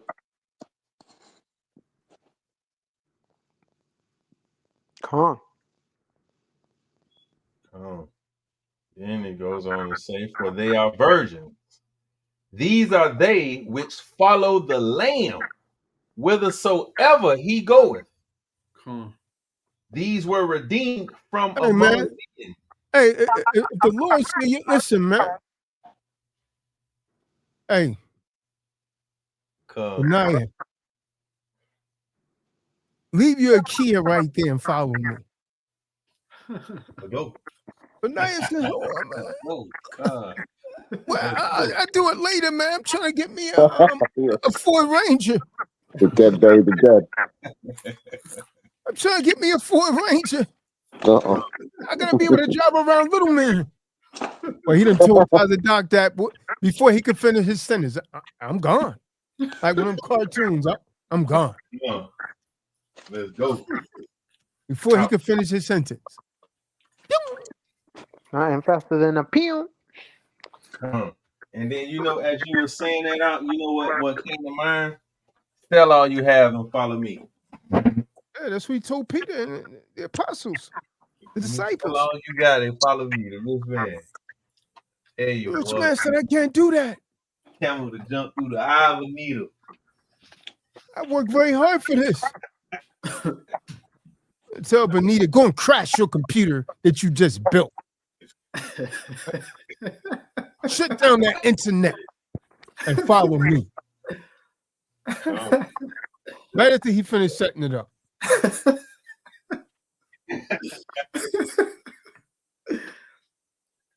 Oh. That second half is tells you, like, Romeo, you asking how, like, what's a sign? it's those that'll follow Mashiach, the Lamb, like in anything, and it's Wherever he go, like in anything that he said and taught too, which you're doing was it. the law, statute, commandments. You're doing So it.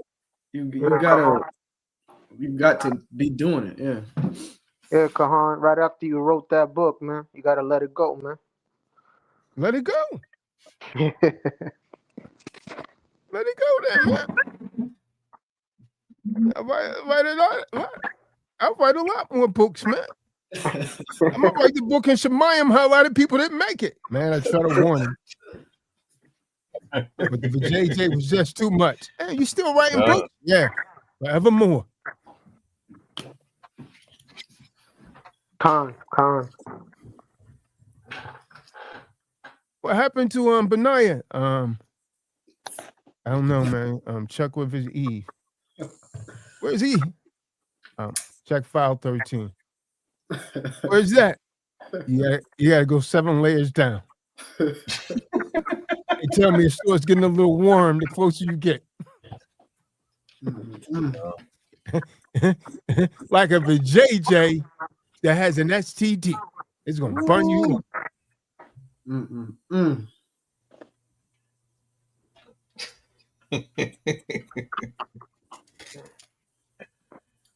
The burn ain't gonna go away anytime soon. I ain't gonna make it out. Most I can't use you. Everything, buying a chocolate. Man, Revelations is so it's crazy. It's all about overcoming the world. Come on. Like Revelation 3, 2010. Yeah. To him that overcometh, will I grant to sit with me in my throne, even as I also overcame, meaning Mashiach, as I also overcame and am sat down with my Father in his throne. Hey, Kahan, you mentioned 144,000 are gonna be saved first. Can you elaborate on that? I mean, there's nothing to say about that. We just read it. No, you said they're gonna be saved first more than before the rest. Yeah, it is. That's what that's talking about. That's what we just read. That's what we just. That's what we Revelation just. 14. Hey, Yep. read that again, Gadar. He said nothing's gonna happen until he Come. sealed the 144,000 first. The anointed ones. Got it. The book of Revelations, chapter 7, verse 1. And after these things, I saw 4 angels standing on the 4 corners of the earth, holding the 4 winds of the earth, that the wind should not blow on the earth, nor the sea, or on any tree. So stop. So and he's saying, when is the end of the world gonna come? So he's saying right now, I have 4 angels at the 4 corners of the earth holding back the destructions. Those winds represents the destruction that he's going to bring upon this earth. But he's saying this destruction is not going to come until he first sealed the purified ones first. Go ahead, read on. And I saw another angel ascending from the east, having the seal of the living. Whoever have that noise, since you're not reading, can you please? He cried. If you're not reading, it's best to mute yourself. Go ahead, huh? And he cried with a loud voice to the 4 angels, to whom it was given to hurt the earth and the sea. So hold on. So it's showing you what these angels' job is to destroy the land and the sea. He said these angels have the power to hurt the earth and the sea. That means they're going to bring about destruction on land and sea. Okay, read on. Saying, hurt not the earth. Hey, don't hurt it yet. When he said hurt not the earth, he don't mean don't hurt it indefinitely. He's saying, hold on. Before you bring this destruction, this is what I need to do. Read. Neither the sea, nor the trees, till we have sealed the servants Until what? of Yahuwah in their foreheads, Until till we have sealed sealed the the servant. servants of Yahuwah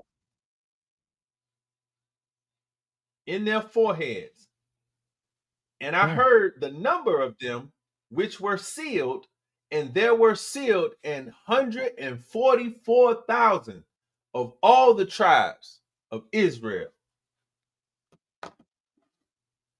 Let me keep going. Yeah, go ahead. Of the tribe of Judah were sealed 12,000. Of the tribe of Reuben were sealed 12,000. Well, we Of don't the have to tribe read of all that Gad were because it's sealed. just naming all the 144,000. So he's basically saying nothing's transpiring until this happens, until he seal his purified ones first. Because they have to judge the earth. The righteous will judge the earth. Go ahead and read some more when it gets past the numbers. Watch this. This is verse 9. After this I beheld, and lo, a great multitude, which no man could number. So now we of see all now nations that other people are and coming. kindred. Now that other people are coming. This is after 144,000 is sealed. Now you see a great multitude. Go ahead. Which no man could number, of all nations and kindreds and people and tongues, stood before the throne and before the Lamb, clothed with white robes and palms in their hands, and cried with a loud voice, saying, Salvation to Yahuwah, which sitteth upon the throne, and unto the Lamb. Verse 11.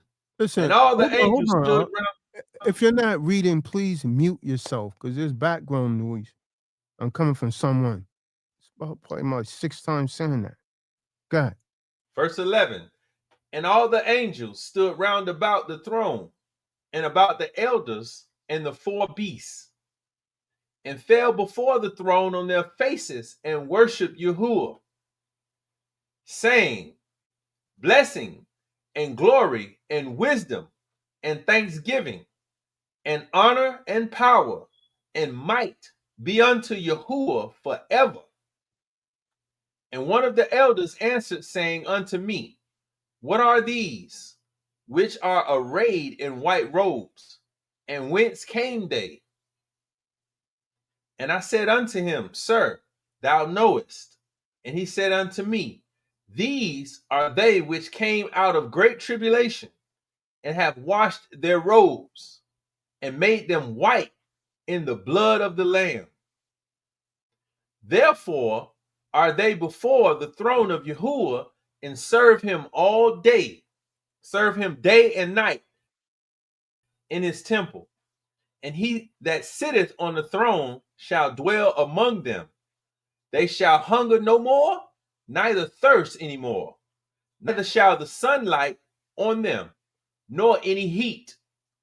For the Lamb which is in the midst of the throne shall feed them, and shall lead them unto living fountains of waters. And Yahuwah shall wipe away all tears from their eyes.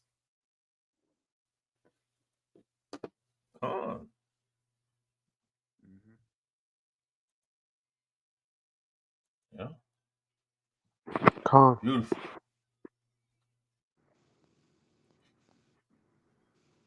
Wipe away all your tears. You ain't gonna be hungry no more. You ain't gonna thirst no more. The Lamb So gonna the feed lion you. shall lay down with the lamb.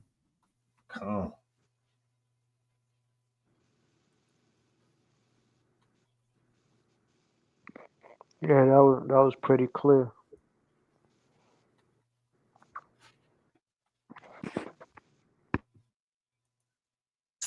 It's heavy to think about. 4 winds is getting held back. They're just waiting. This whole earth is going to get reconfigured, man. Doesn't Revelation talk about a new earth? It's Yeah. going to get a whole total redesign. That's crazy to think about. 24.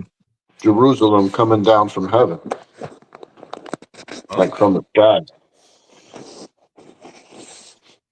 Beautiful sight to see, chariots of fire, black with woolly hair, blood red eye. Ride me the groom, what a beautiful maiden. Instruction to you, rulers of darkness, Armageddon.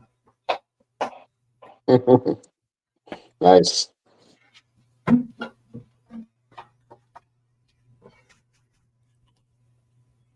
Oh, your boy Malcolm be coming on late, doesn't he? Yeah, there you go, the church boy. Probably just getting out of church.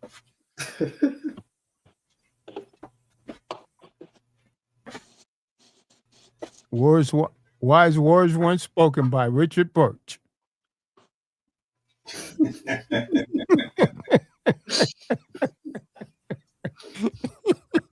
Yeah, I'm gonna summons him to come on here, man.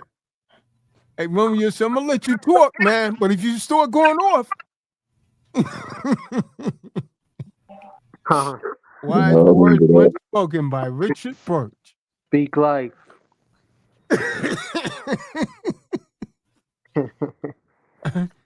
Hey, yo, he was saying speech like, but he was bringing a lot of drama, boy. That was a fire track. Every time Clean would come on, Birch would come on, and they would go, you know what I mean? Come on. Damn, what was the name of it? Life or Death in the Tongue, right? Yeah. Yeah, Life or Death in the Tongue, man.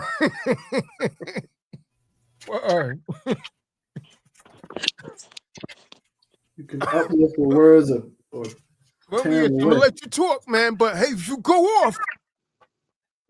No, man, that got him amped up, boy. Brother was simping, man, heavy, man. Shout out to Richard Life. And I speak life. This is real I have felt this. It's just I'm speaking life. I'm speaking life. That was a fire track, though. I'm living dead souls. Speak life. Speak life. Speak life. Calling times of dark so you know who said it. That's how we want it. Who was on that track? Wasn't Kadar was on that? Life or death in the tongue. Be careful what you say. You cut up, live for words, or blow her away. Instead of turn her down, make her day. Wise words once spoken by Richard Birch. Life or death in the tongue. Get your spirit right. Life or death in the tongue. Get your spirit right. Life or death in the tongue. Be careful what you say. You cut up, live for words, or blow her away. Instead of turn her down, make her day. Wise words once spoken by Richard Birch. Life or death in the tongue. Shalom, brother. Life or death in the tongue. About 5'5", let her go for a ride. I let Ivy cruise on my thick brown ride, smooth skin, slanted eye. And then he said, when shall it be the signs of thy coming? Yeah. Damn, Skeezy, it's your world. Classics.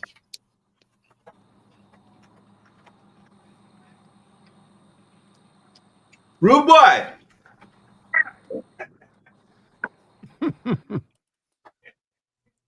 Got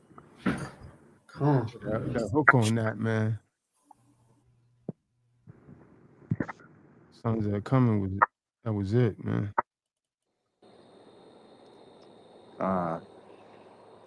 Boyd by Yahuwah.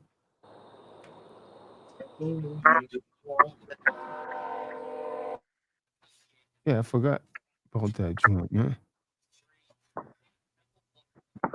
Beam on the In the midst of a biblical town known as Bethlehem, Mary had a little lamb. The ignorant shall call his name Jesus. The angel came and told Joseph, take the baby and flee to a town called Bethlehem.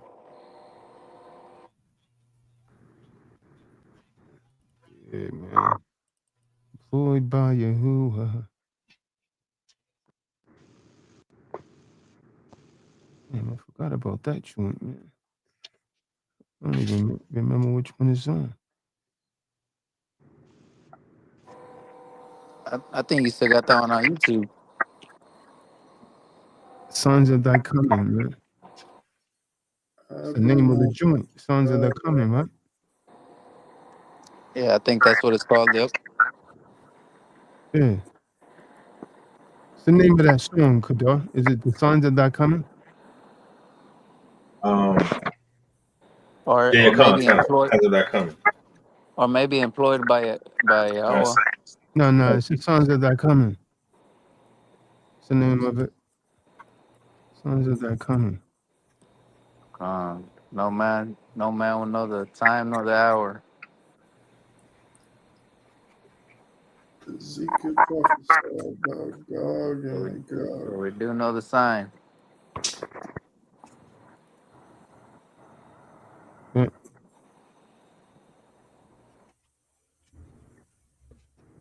Apocalypse. Who's on that track? Ezekiel prophesied. Is that why some people have bandanas that have the YHWH? What's that? Uh, some Israelites kind of wear the YHWH kind of Where that like a noise bandana coming on their from, head, man? and then it Where's kind that of squeaky shows. noise coming from, man? I think it might be Romeo, but well, people put they kind of put the bandana on where it says YHWH on their foreheads. Oh, I don't know why they're doing that. Something they done created. Oh, I thought it was because they were saying the 144,000 should have a. Yeah, the mark in their forehead is not a literal mark. It's talking about the knowledge of the truth and so on and so forth. Mm, got you, got you. Yeah, I don't know where that song is.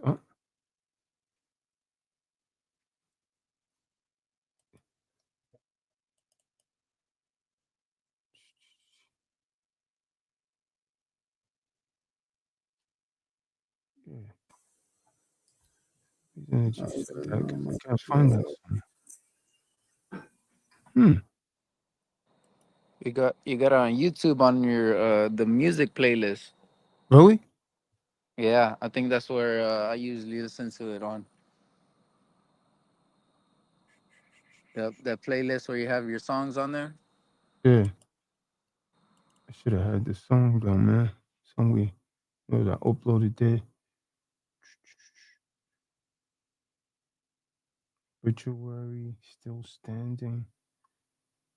Gave up on me. Was on my side.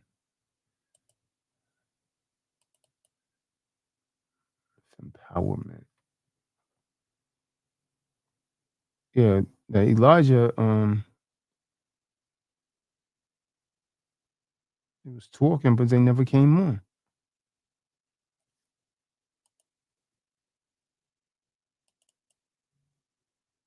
Lord by Yahuwah.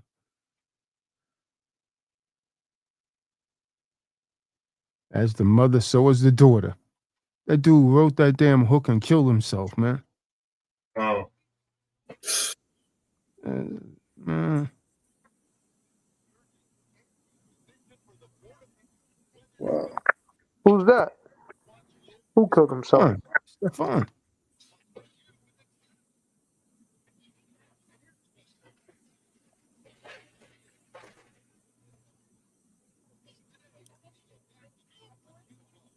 Yep.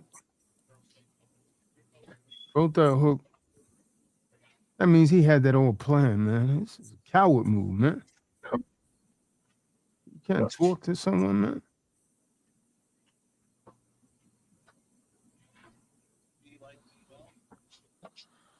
Yeah, it's crazy as well right now.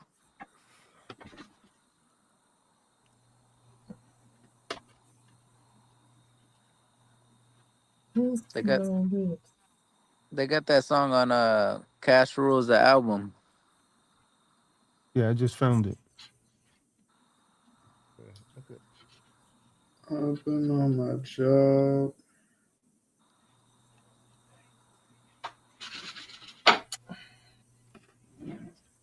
Juliet. Shabbat shalom, Akim. Shalom. Take Shabbat you to shalom. church. Put your church clothes on. Book of Shabbat Matthew, shalom. chapter 24, verse 3. And as he sat upon the Mount of Olives, the disciples came unto him privately, saying, Tell us, when shall these things be? And what shall be the sign of thy coming? Put it in a rhyme, man. This is the one. Employed by Yahweh, I've been on my get your hard job. Ezekiel prophesied Just got hired by the Most High. Get your hard hat and your sword. Let's go. Evacuating. Russia steady bombing. We getting closer and closer. Signs of thy coming. Employed by Yahweh, I've been on my job. Ezekiel prophesied about God, give me God. Ukraine evacuating. Russia steady bombing. We getting closer and closer. Signs of thy coming. In the midst of a biblical town referred to as Bethlehem, Mary had a little lamb. Ignorant people shall call his name Jesus, for he shall save his people. Joseph, take the son which Mary did conceive, and flee into the gates of Egypt, until the wicked King Herod is deceased, and no longer Caesar. The Pharaoh initiates a vicious death decree. Then was fulfilled that which was spoken by the prophet Jeremiah. In Ramah, lamentations and weeping as loud as thunder. Rachel weeping for her children and would not be comforted because they were not. Out here in 2022, carrying the burden of murdering the children of Yahuwah with gunshots, selling their souls to Baal and crystal meth and other trap spots. Make your move, my dude, because the game don't stop. Degenerated from apostles to Crips and Bloods to Vato Locos to Vex blocks, slinging rocks, and many will not stop until death knocks on their door in the uniforms of brutality of police officers that employ wicked man-made laws who have come to throw the souls of another young black or Latino boy into the judicial system of Lucifer. His mother asked the beast, why you so abusive? The pigs lose it. Next day, New York Post front page exclusive. They render us expendable men and women. Society considers us used to it, and we've gotten too used to it. Orgy spreading more disease. Yeah. Employed by Yahweh, I be on my job. Hey, Kahan, have you watched that series called House of David? Yeah, I seen that years ago. Well, it's a new one. It came out just recently. If it's new, I haven't seen it. Yeah. Haven't seen it. If it's new. Was it given by JD that?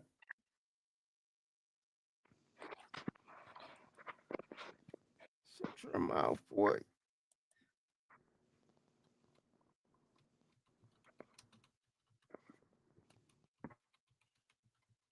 No, I haven't seen it, but the old one was it's pretty good. Thing is, when you watch those things out, you gotta read the Bible, know the Bible, otherwise they will get you. Sometimes they transfigure things. They're not accurate. Yeah. They add their own little Hollywood sauce to it. Yep.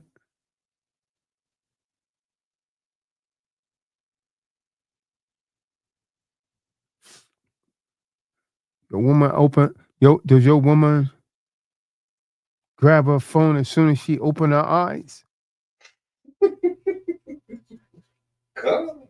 She grabs her phone as soon as she opens her eyes. She turns away from you, hunches over, and she shields the screen.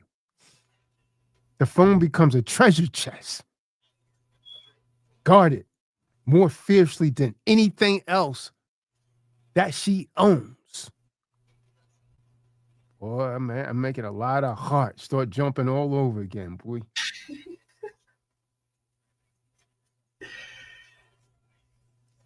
Ooh, wee.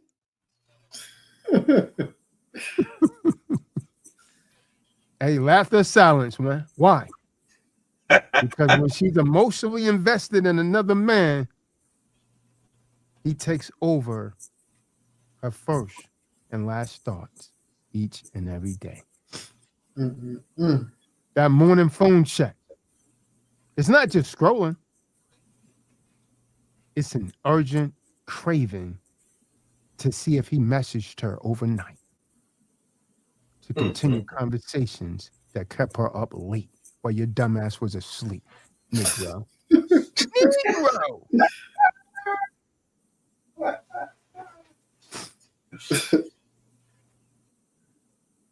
Laughter silence, man. Keep laughing. Keep laughing. Laughter silence. Let him cook. Let him cook. Laughter or silence, man. Keep on laughing. Eve's gonna keep burning you, boy. Eve getting blown out, man.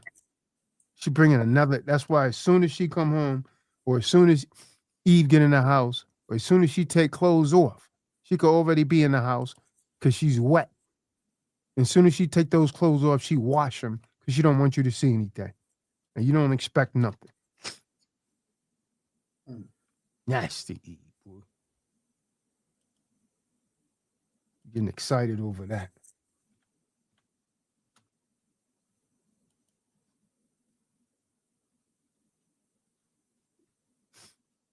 Eve come home smell like sour sausage, and he's kissing all over. What Taza Dog saying is true? Nah, it's not true. Told you to stop listening to him too. What's wrong, baby? We finished. That's what it is. Well, hold on. Why? I just need some time to myself because you're too jealous. Okay. I won't do it no more. I go to the store and get me something. You get on the phone with him. Or he going to the store. So where's he at? You need me to come over and take care of that? Nah, he ain't gonna do nothing. Stupid. You come back smiling. Eve just got off the phone with him. There you go. Let me hang up. I'll talk to you later. I love you. I love you too.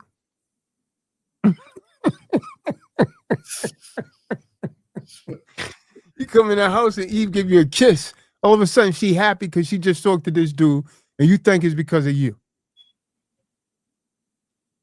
Boy. I'm messing up a lot of heads, boy. Yeah, man. That part right there.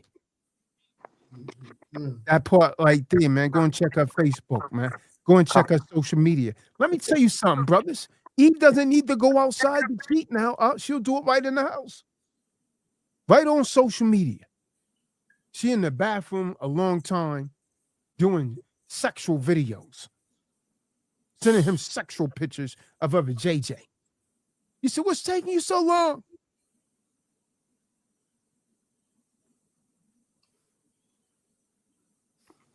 Kahan created a lot of anxiety, man. Truth, man. Truth. Exact communication, boy.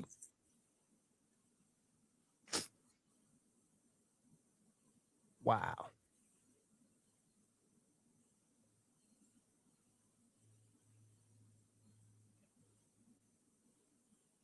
Yeah. Come on, no, man. See, that's when her night tells the truth, man.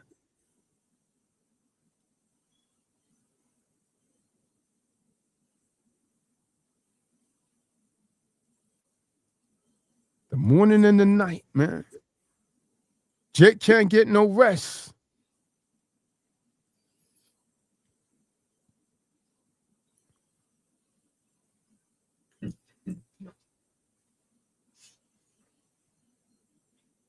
The mornings expose where her heart truly wakes up.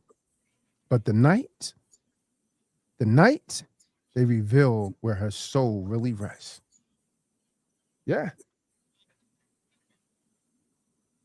See, a man can't ignore what happens under the covers of darkness. If she starts going to bed earlier than usual, locking her phone away, or turning her back to you in the same bed where you once shared intimacy, those are not random changes, brother. They're confessions without words. You know what I told you? Those are confessions without words, brother. I'm trying to enlighten you.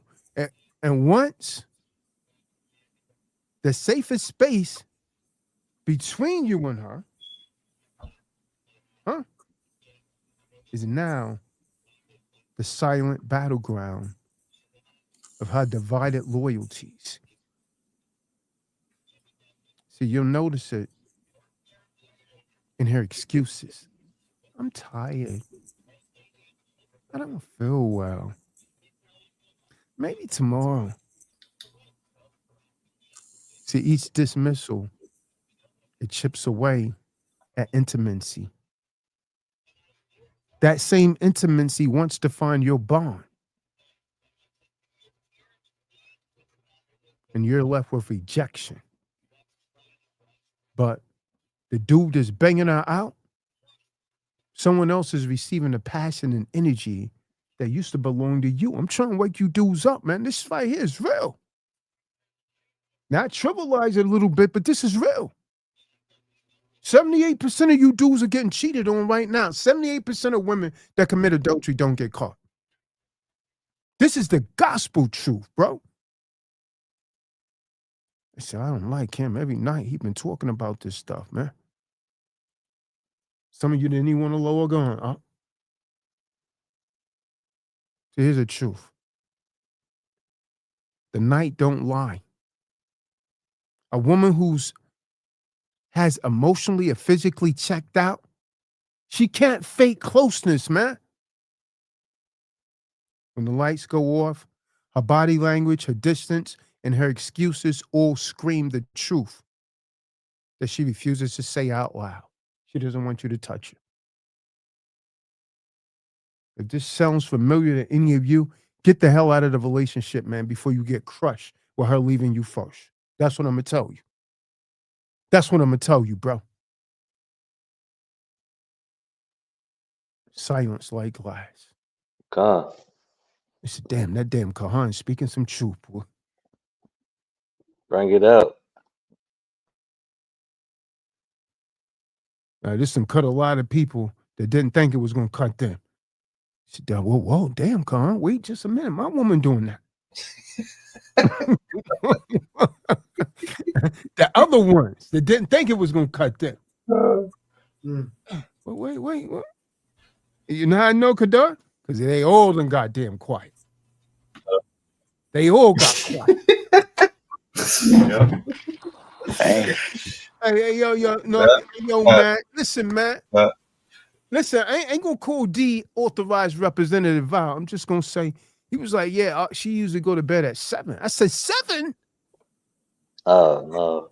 Whoa. Let me talk to you about early bed excuses, D. Oh, dang. Because this is your new joint. Let me educate you, bro. I said, damn, I know I shouldn't have told Kahan, man. You damn right you shouldn't have told Kahan. Yeah.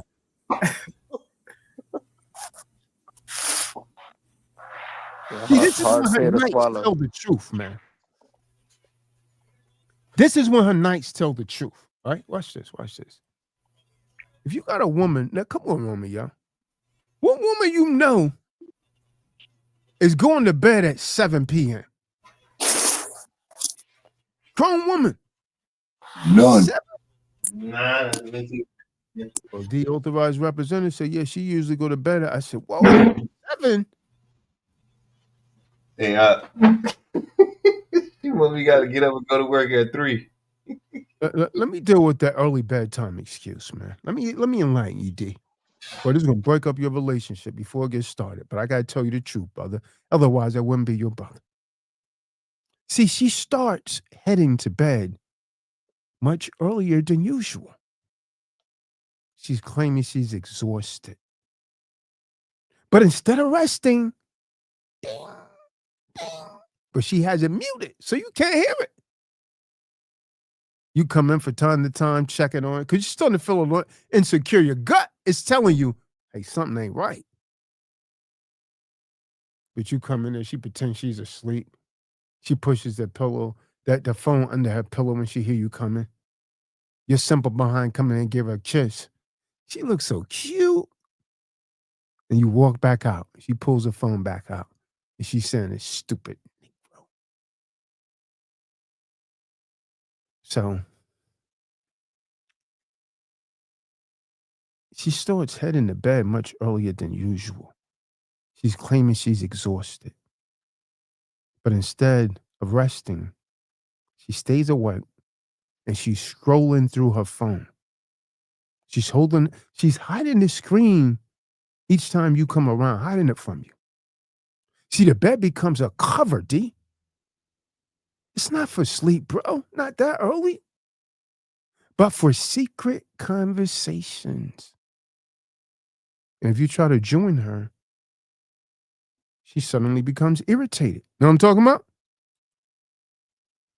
Yeah, she gets mad because you come in and try and join her. She don't want you around, bro.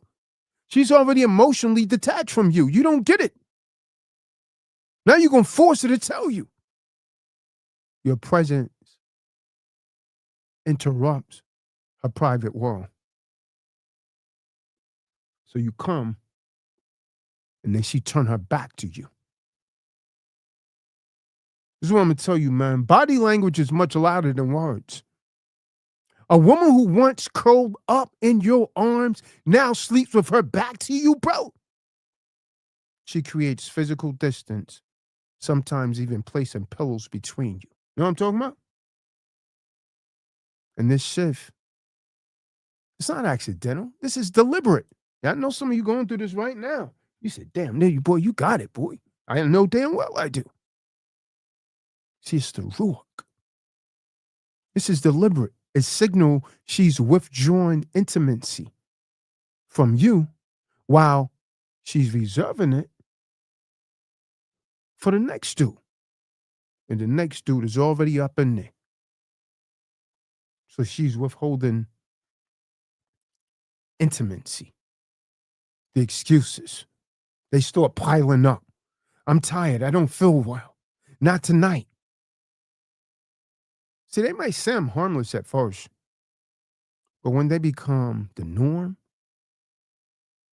they'll cover up for something deeper. Female psychology, bro. Female psychology shows us emotional intimacy and physical desire are deeply intertwined. I'm going to say that again. Female psychology reveals to us that emotional intimacy and physical desire are deeply intertwined. If she's pouring her passion into someone new, she will have a little left for you.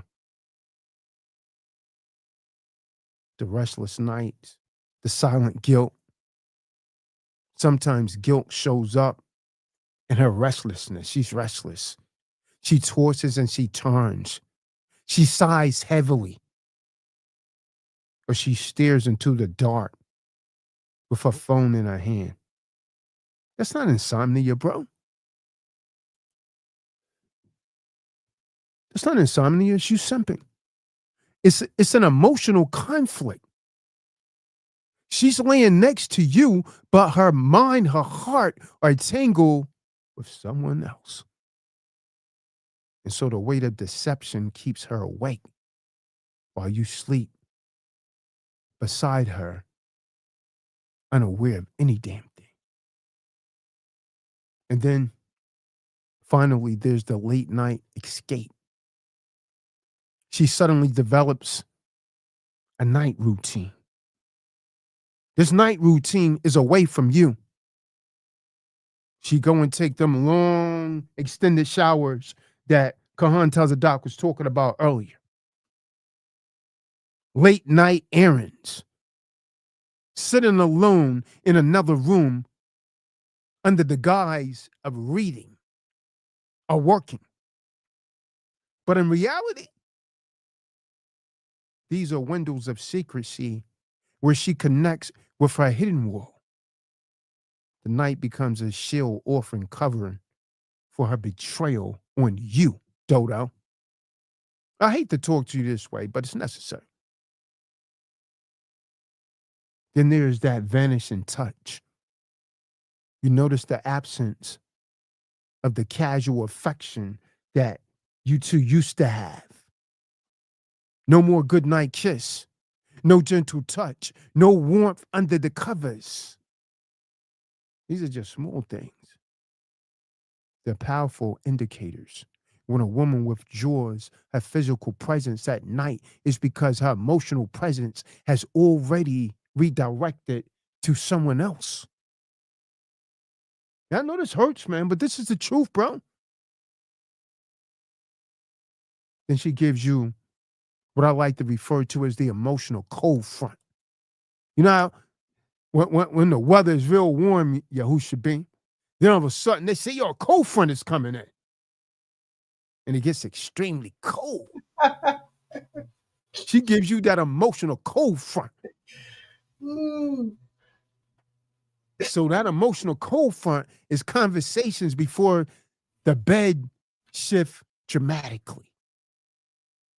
See, where there used to be laughter, sharing, pillow talk, now there's silence, irritation, indifference. She doesn't want to connect because that bond belongs to someone else now. Hey, man. These dudes are quiet up because this is referring to their woman. Now, here's the hard reality, guys. I'm not going to leave you like that. I'm not going to leave you like that, bro. Here's a hard reality. Nights don't lie. A woman who has emotionally or physically invested in another man cannot fake closeness when the lights go off. Her body language, her distance, and her excuses are all silent confessions. You know what I told you? If you don't listen to this, you're going to be a damn victim. You're going to remain a victim until she leave you and it blow up in your face. Think this is funny, man. The bedroom is where truth lives. If she's turning away from you at night, she's already turning towards someone else in her heart. You know what I told you? And I'm dead ass serious right now, bro. And that's betrayal. Through unspoken cuts, deeper than words ever could. To stop me where I'm lying at. I dare you.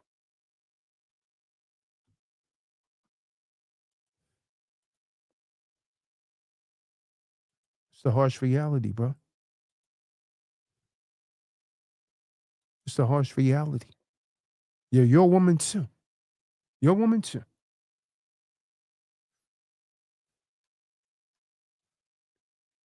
Taz, it can't be true. Yeah, you're a woman too, bro. You're a woman too. Thank you. Now, you see how quiet it is, Godar? See what I'm saying? Come on. You can hear the rat piss on cotton. Tell me. Everybody thinking. Yeah, boy. Ooh. Well, you said that damn Kahan, boy, he be coming out with some stuff, boy. Truth. Yeah, that's triggering a lot. See, it's called, it's truth, man. It's the truth. It's the truth. Those that would take heed to it will be saved. Those that don't, woe is you. Because when that thing comes down, it is going to come down heavy, bro. Facts. It's going to hurt a lot worse, man.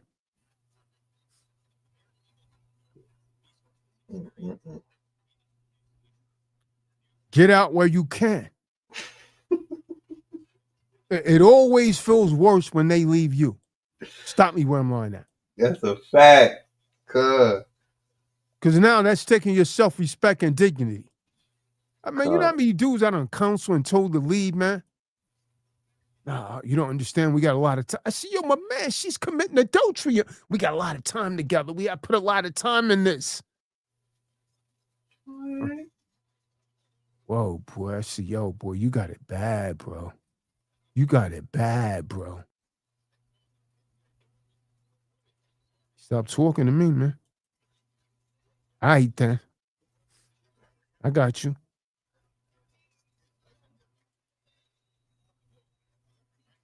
Word up. Word up.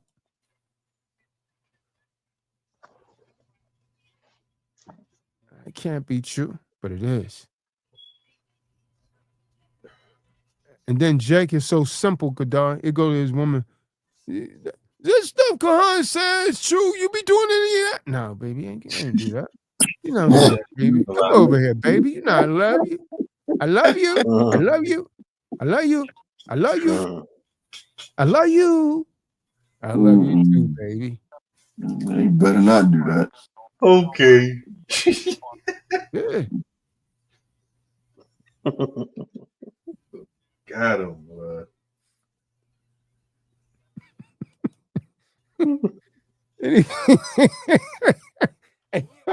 Hey, yo, man.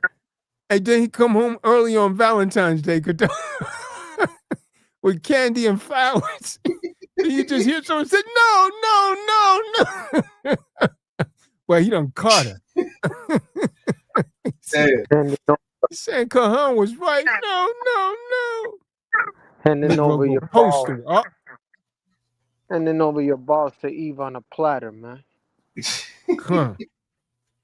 He go postal on a Romeo. Nigga will just go postal. Got him. He just went postal after that, man.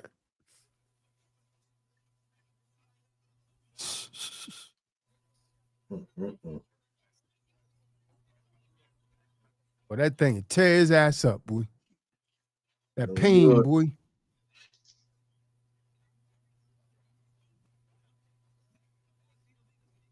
Can't give her your heart, man. Deal with her according to logic and wisdom. Fragile situation. Yeah.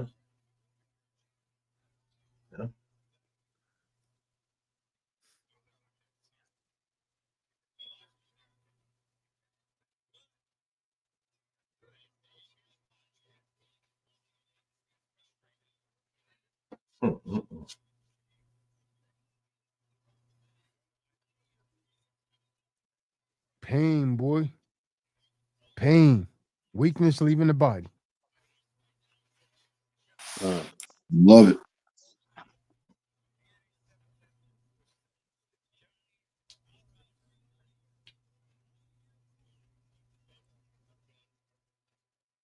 You don't want me to talk about the hidden apps that she keep in her phone.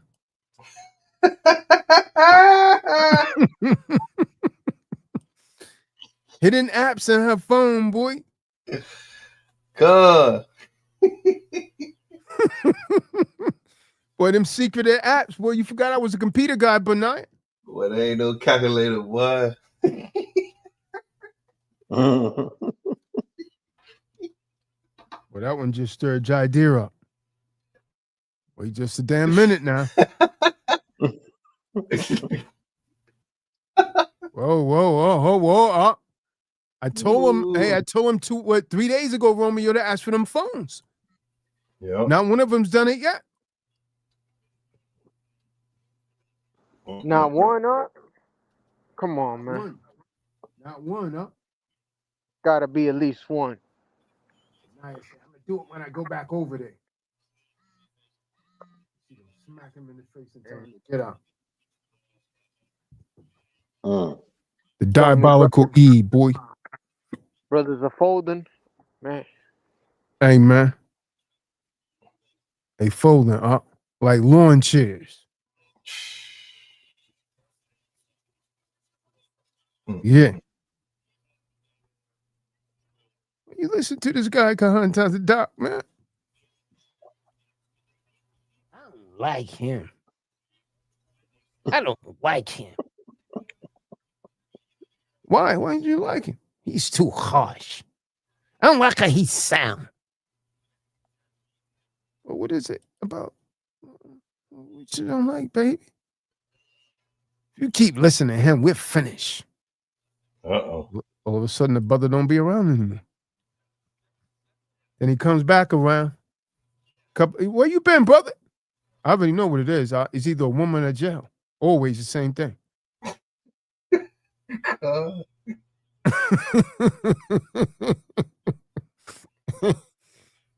Oh yeah, me and her. Yeah, man. You was right, man. I was listening to you in the back. What that brother was saying last night? Extraordinary? Extraordinary?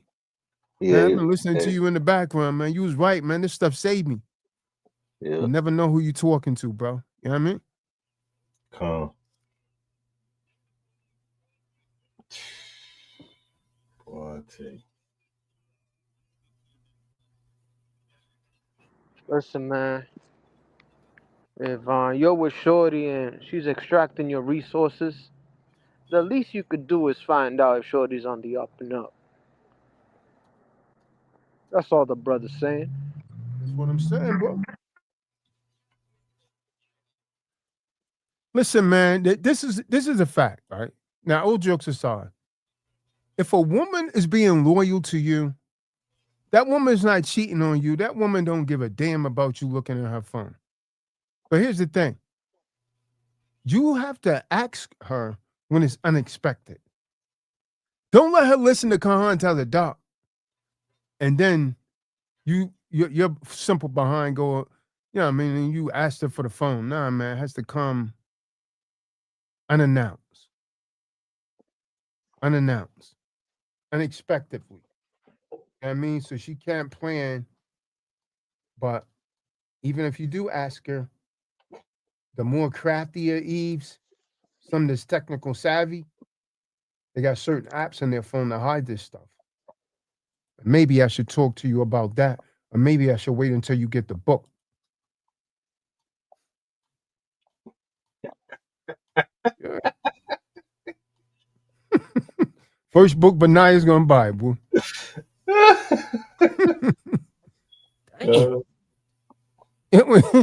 And when he started reading that book, he said, damn. Damn. All this. I told you. Gonna be back Tuesday. When you come back to North Carolina, I told you already. I told her I'm gonna be back Tuesday. But Sunday.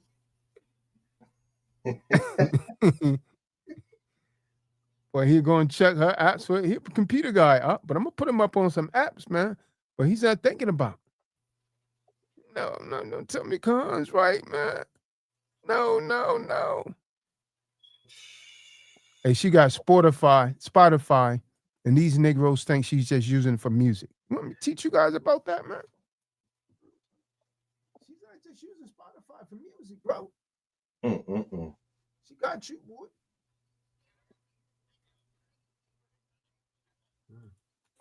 Come on, you can have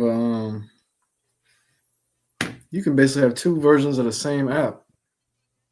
So certain settings, I know for Android, I remember a couple of years ago, you could basically replicate all your apps and have different logins and everything. That's right. But I haven't seen it in a while. But yeah, all that's possible. Have personal apps, have business apps, and all your business apps be on lock with duplicate icons. Yep, same icons and everything. No ties. Please don't tell me it's true. Hey, boy. Jai on mute, boy. You know what I told you? God. Jai's on mute right now. Yo, I'll talk to you later, man.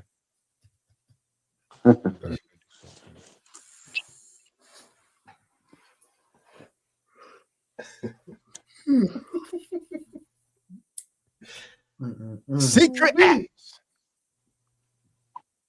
Talk to you about that. The secret apps.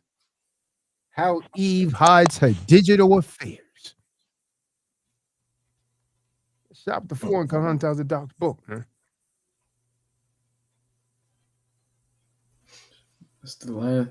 That's the 2025 landscape, man. That's all that cheating that's happening in that phone. Yes, sir. Yes, sir. Everything going down in that phone. Well, that phone is nothing but a tattletale. Yeah, I mean, that phone is a tattletale.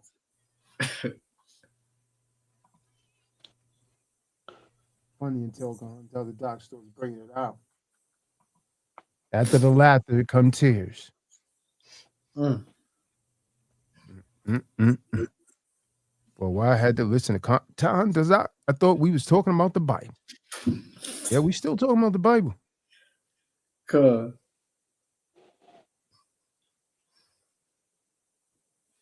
Nicholas Carefoot. You see, he stayed away last night because I started cutting at his ass, boy. Trying to come on here like he's heroic, man. He was a simp of the year, man. 2024. And half of 2025. You calling this girl's father and all of that. Talking about you're not interested. Come on, bro. Stop it. Stop it, bro. Oh, man.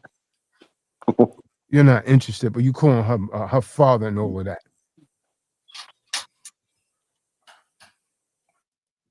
It's the closest damn thing to stalking I ever seen.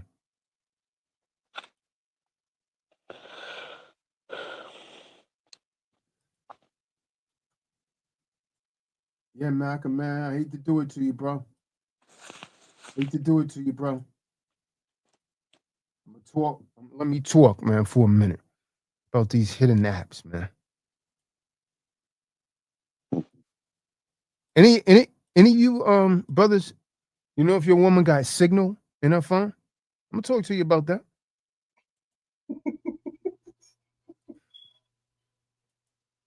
The woman got signal on her phone, Malcolm?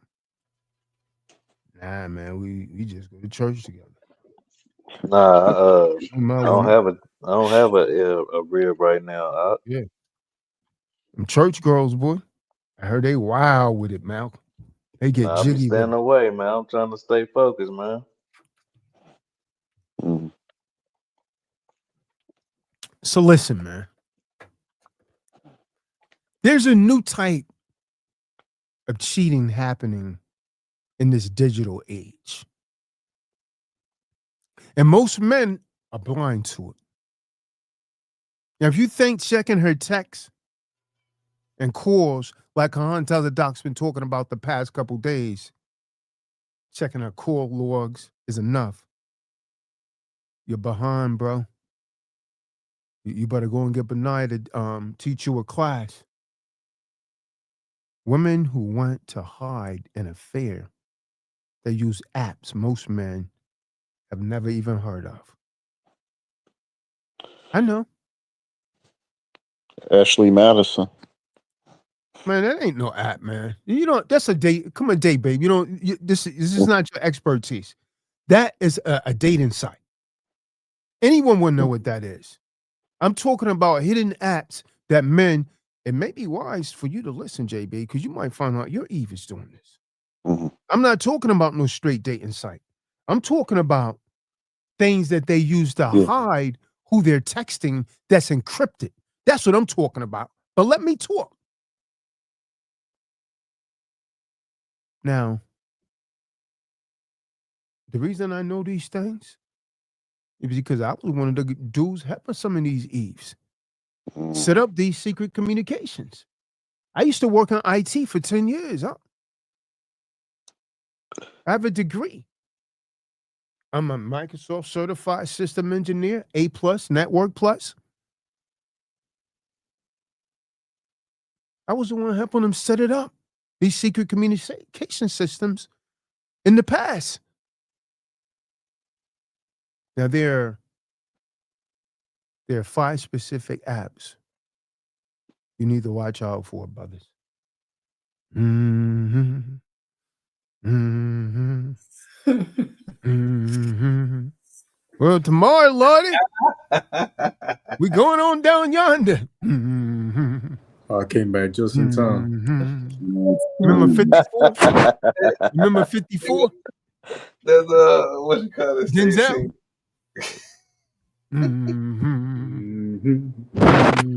Remember the 54, man? True story. Denzel Washington. God.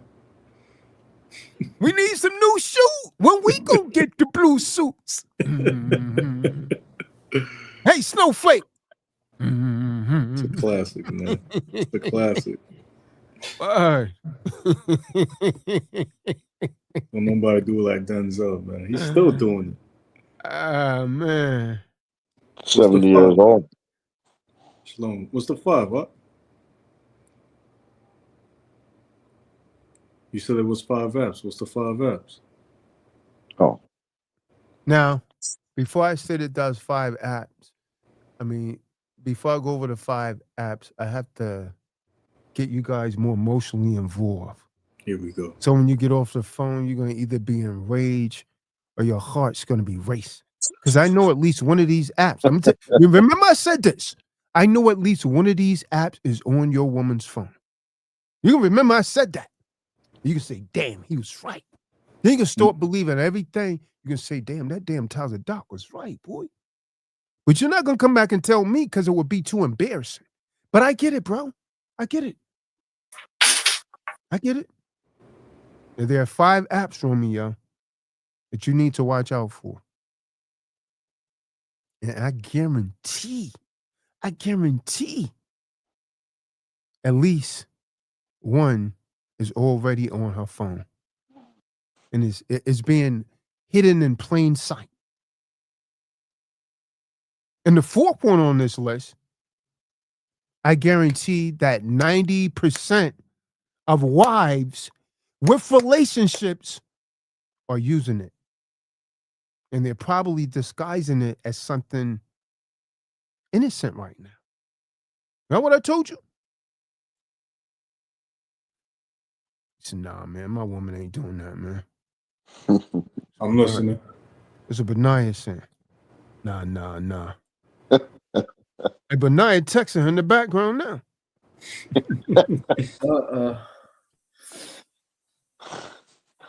That's what she started using on him, man. All of a sudden, she started wanting to believe in the scriptures. Hey, sis, la.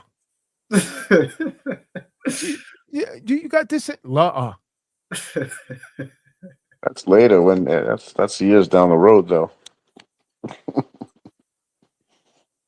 No, sir. No, sir.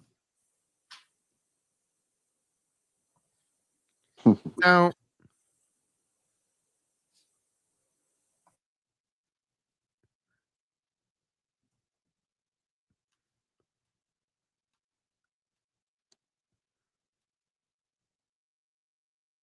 %90 of wives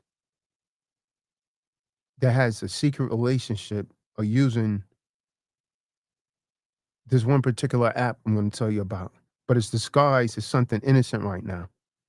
And before I expose this app, I need you to take a mental note. The App Store, brothers, is a battlefield. And you need to be armed with knowledge of that App Store. Now, let's dive right on that. A hidden app, number 1. Signal. You guys know what Signal has the capacity to do? Anyone use Signal? Yeah, it could work when all the other communications go down because it's satellite operated. No. Just say you don't know, J-Babe. That's not what I'm talking about. That's not why a woman will use that. That's Why true. would she use it, Benai? Signal. Because the messages disappear. The messages will disappear on their own. So if she's using Signal and she texts someone else, the messages will eventually disappear. So you can't trace it. You understand what I'm saying? Yeah. You guys didn't know that about Signal? No, I didn't know that. Go do some research on it. The message will disappear. So it's not even encrypted. It just goes away. Signal is a disappearing messenger. See, most men feel proud when their wives use it's a secure app. When their wives use something secure, she said, "Oh, I'm using it for work," or she's using it. Well, I'm using it for private family chats. But did you know that Signal was built for secrecy?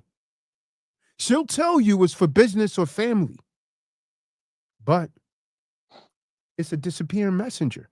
Don't believe me? Google it right now. And screenshot blocking. You know what I told you? It's also used for screenshot blocking features. That means entire conversations vanish every few hours or even every few minutes.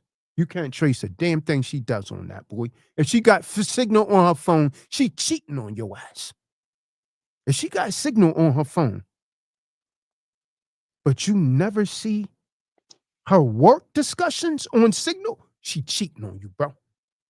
She cheating on you. Better check tomorrow. Check right now. Oh, I just bust a lot of balls right there, Kador. Why you busting my balls, huh? God. I can go up right now. Check it. Because you need it. If she got Signal on her phone, but you never seen her using it or any of her work information, she's not using it for work. Don't you know on Signal that the most skilled women will create fake group family conversations? But the real conversations are in the private chats that self-destruct, that disappear. See, I've seen you women use Signal for months. They pretend it was for a book club. They pretend it was for work. But they was using it to coordinate every detail with another man. Damn, damn, damn. Yeah. And their husbands never suspected a damn thing until tonight.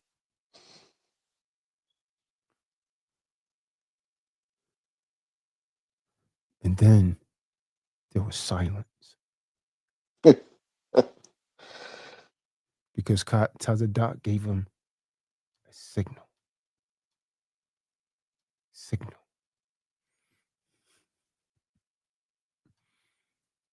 It can't be true, cuz.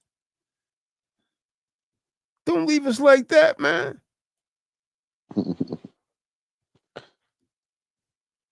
The hidden app number 2, Google Photos. The secret app. You guys know about Google Photos, right? Yeah. I got ones from years ago. Google Photos is not just for storing memories. I know this time I thought Benaya was a computer guy, but he's learning tonight. She'll show you her organizing streak. But the real action happens in albums you'll never see. See, she could take pictures at secret locations or herself before a meetup, move them to a hidden album, and then share them directly with her person that she's committing adultery with. The embedded GPS data, it tells him exactly where she is without a single suspicious text. If she's suddenly obsessed with a photo organization, but you're seeing fewer and fewer pictures, you got to ask yourself, where are those images really going? They're going to this mystery guy, Google Photos. Which brings us to hidden app number 3, Spotify. Spotify. The music messenger. No, tells her she go to listen to love songs. So you thought. It's just a cover up, bro. You never think that Spotify is a cheating tool, Benaya. Not until tonight. But it's a private playlist. But did you know that Spotify was also a voice memo? It's a voice memo feature. It creates a secret code. She'll discuss discovering new music, wearing headphones, constantly, and sharing playlists. But the private collaboration playlist allows her to send messengers, love notes, or even voice recordings disguised as song titles or a playlist name. Oh. And if you notice a spike in music activity with little to show for it, or notifications from Spotify at odd hours in the night, you guessed it. You guessed it, bro. Don't ignore it.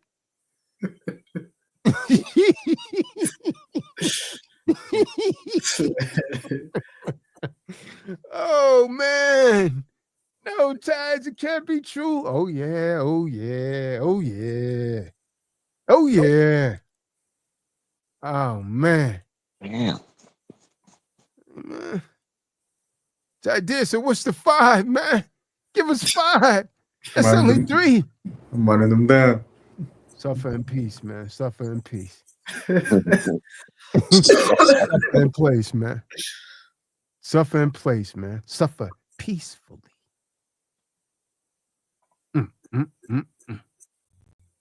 Boy, that damn Tyler Dog, boy.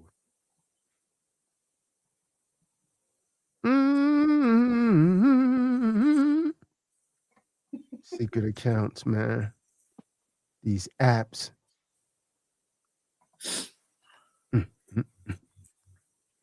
Nah, man, my woman wouldn't do that.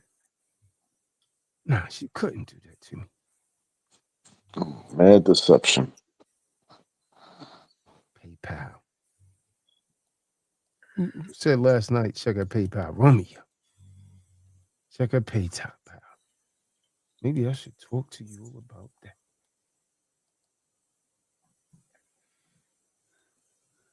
It's the bottom line. Nervous. Kadar, you done fallen asleep. Kadar, so I ain't got to worry about that, man. I'm going to sleep, bro. You were singing before. Ain't got no Eve. I'm trying to tell you, I ain't worried about it. I know better. Hey, Josh saying, yo, man, that's only 3, man. You say 5, man. Give us 5. Don't try to cheat me, huh? Don't try to cheat me. Ooh, Yeah, just give one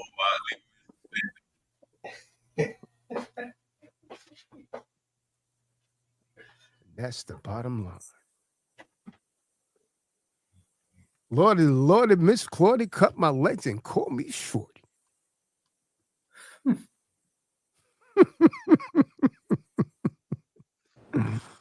Oh, man.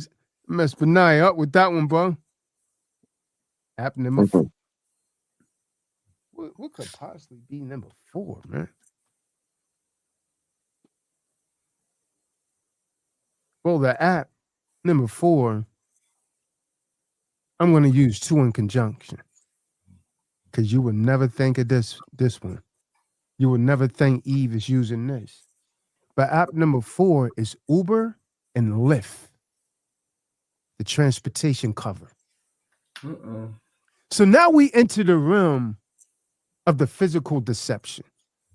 Apps like Uber, Lyft, they aren't just for convenience.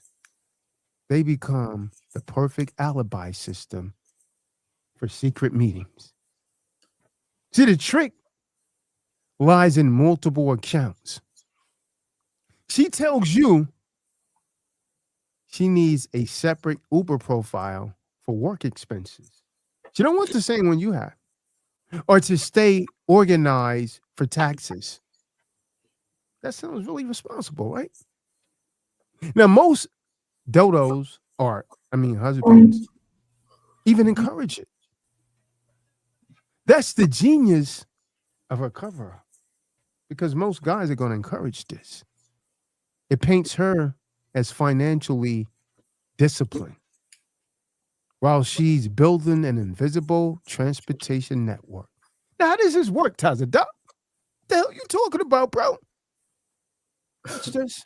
See, a main account shows innocent rides, right? A main account shows innocent rides to the office, to the grocery store, to yoga class. Her secret account shows the real destinations downtown. She's going downtown when she gets downtown. When she's downtown, she's downtown. She goes to the downtown district hotels, coffee shops, and scheduled neighborhoods downtown. See, I've seen women run this game for months. I know a dude, his wife used a hidden Uber account for 14 straight months. Damn. And she was meeting her adulterous partner twice a week, every Tuesday and every Thursday. She'd work late. But the ride told the real story. 7 minutes after he arrived, she'd be dropped off. Huh? Huh? Exactly 2 hours together. Huh? Huh? And then a trip to the shopping center where she switched back to her main account and head home. See that? She had 2 Uber accounts for a reason, boy. Shopping bags in hand to complete the cover story. Looks like she's been to the mall. See, even more sophisticated cheaters, they use the Uber location sharing feature. She doesn't text him where to meet. He watches her car in real time. You know what I'm talking about? When you're in Uber, you see where that car is going? They tell you how close it is. That's what he's watching to find out where she is. She don't even have to text him. You said, damn. He's watching it in real time, ready to get her the second she arrives. No suspicious messages, no trails, just perfect timing. And you don't see none of this. None of it. We'll tell the how do we prepare for this? Give you some red flags that you need to watch out for. I'm not gonna bust your balls. I'm just gonna tell you the truth. If there's any sudden talk about expense organizations through rideshare apps, more rides being taken, but fewer charges are shown on the shared accounts. If she has a new obsession with ride efficiency when she never cared before, something's up, gents. When the transportation itself becomes part of the lie, you're not just dealing with secrecy, you're dealing with strategy. You're being finessed, bro. Let's go to hidden app number 5.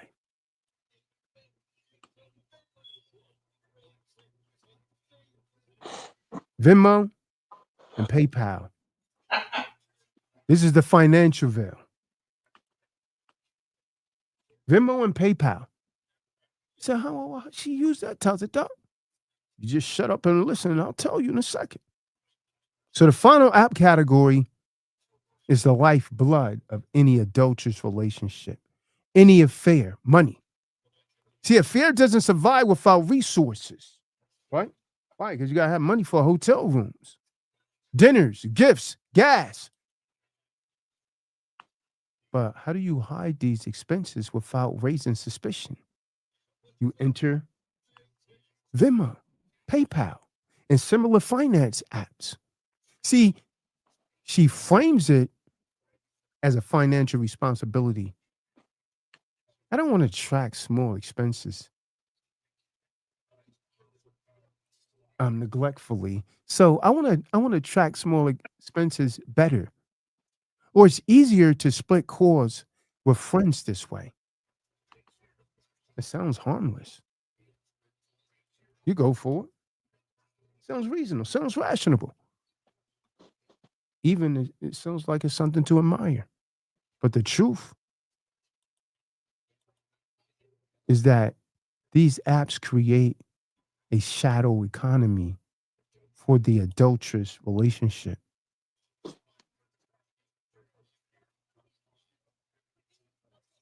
This is what I've seen firsthand.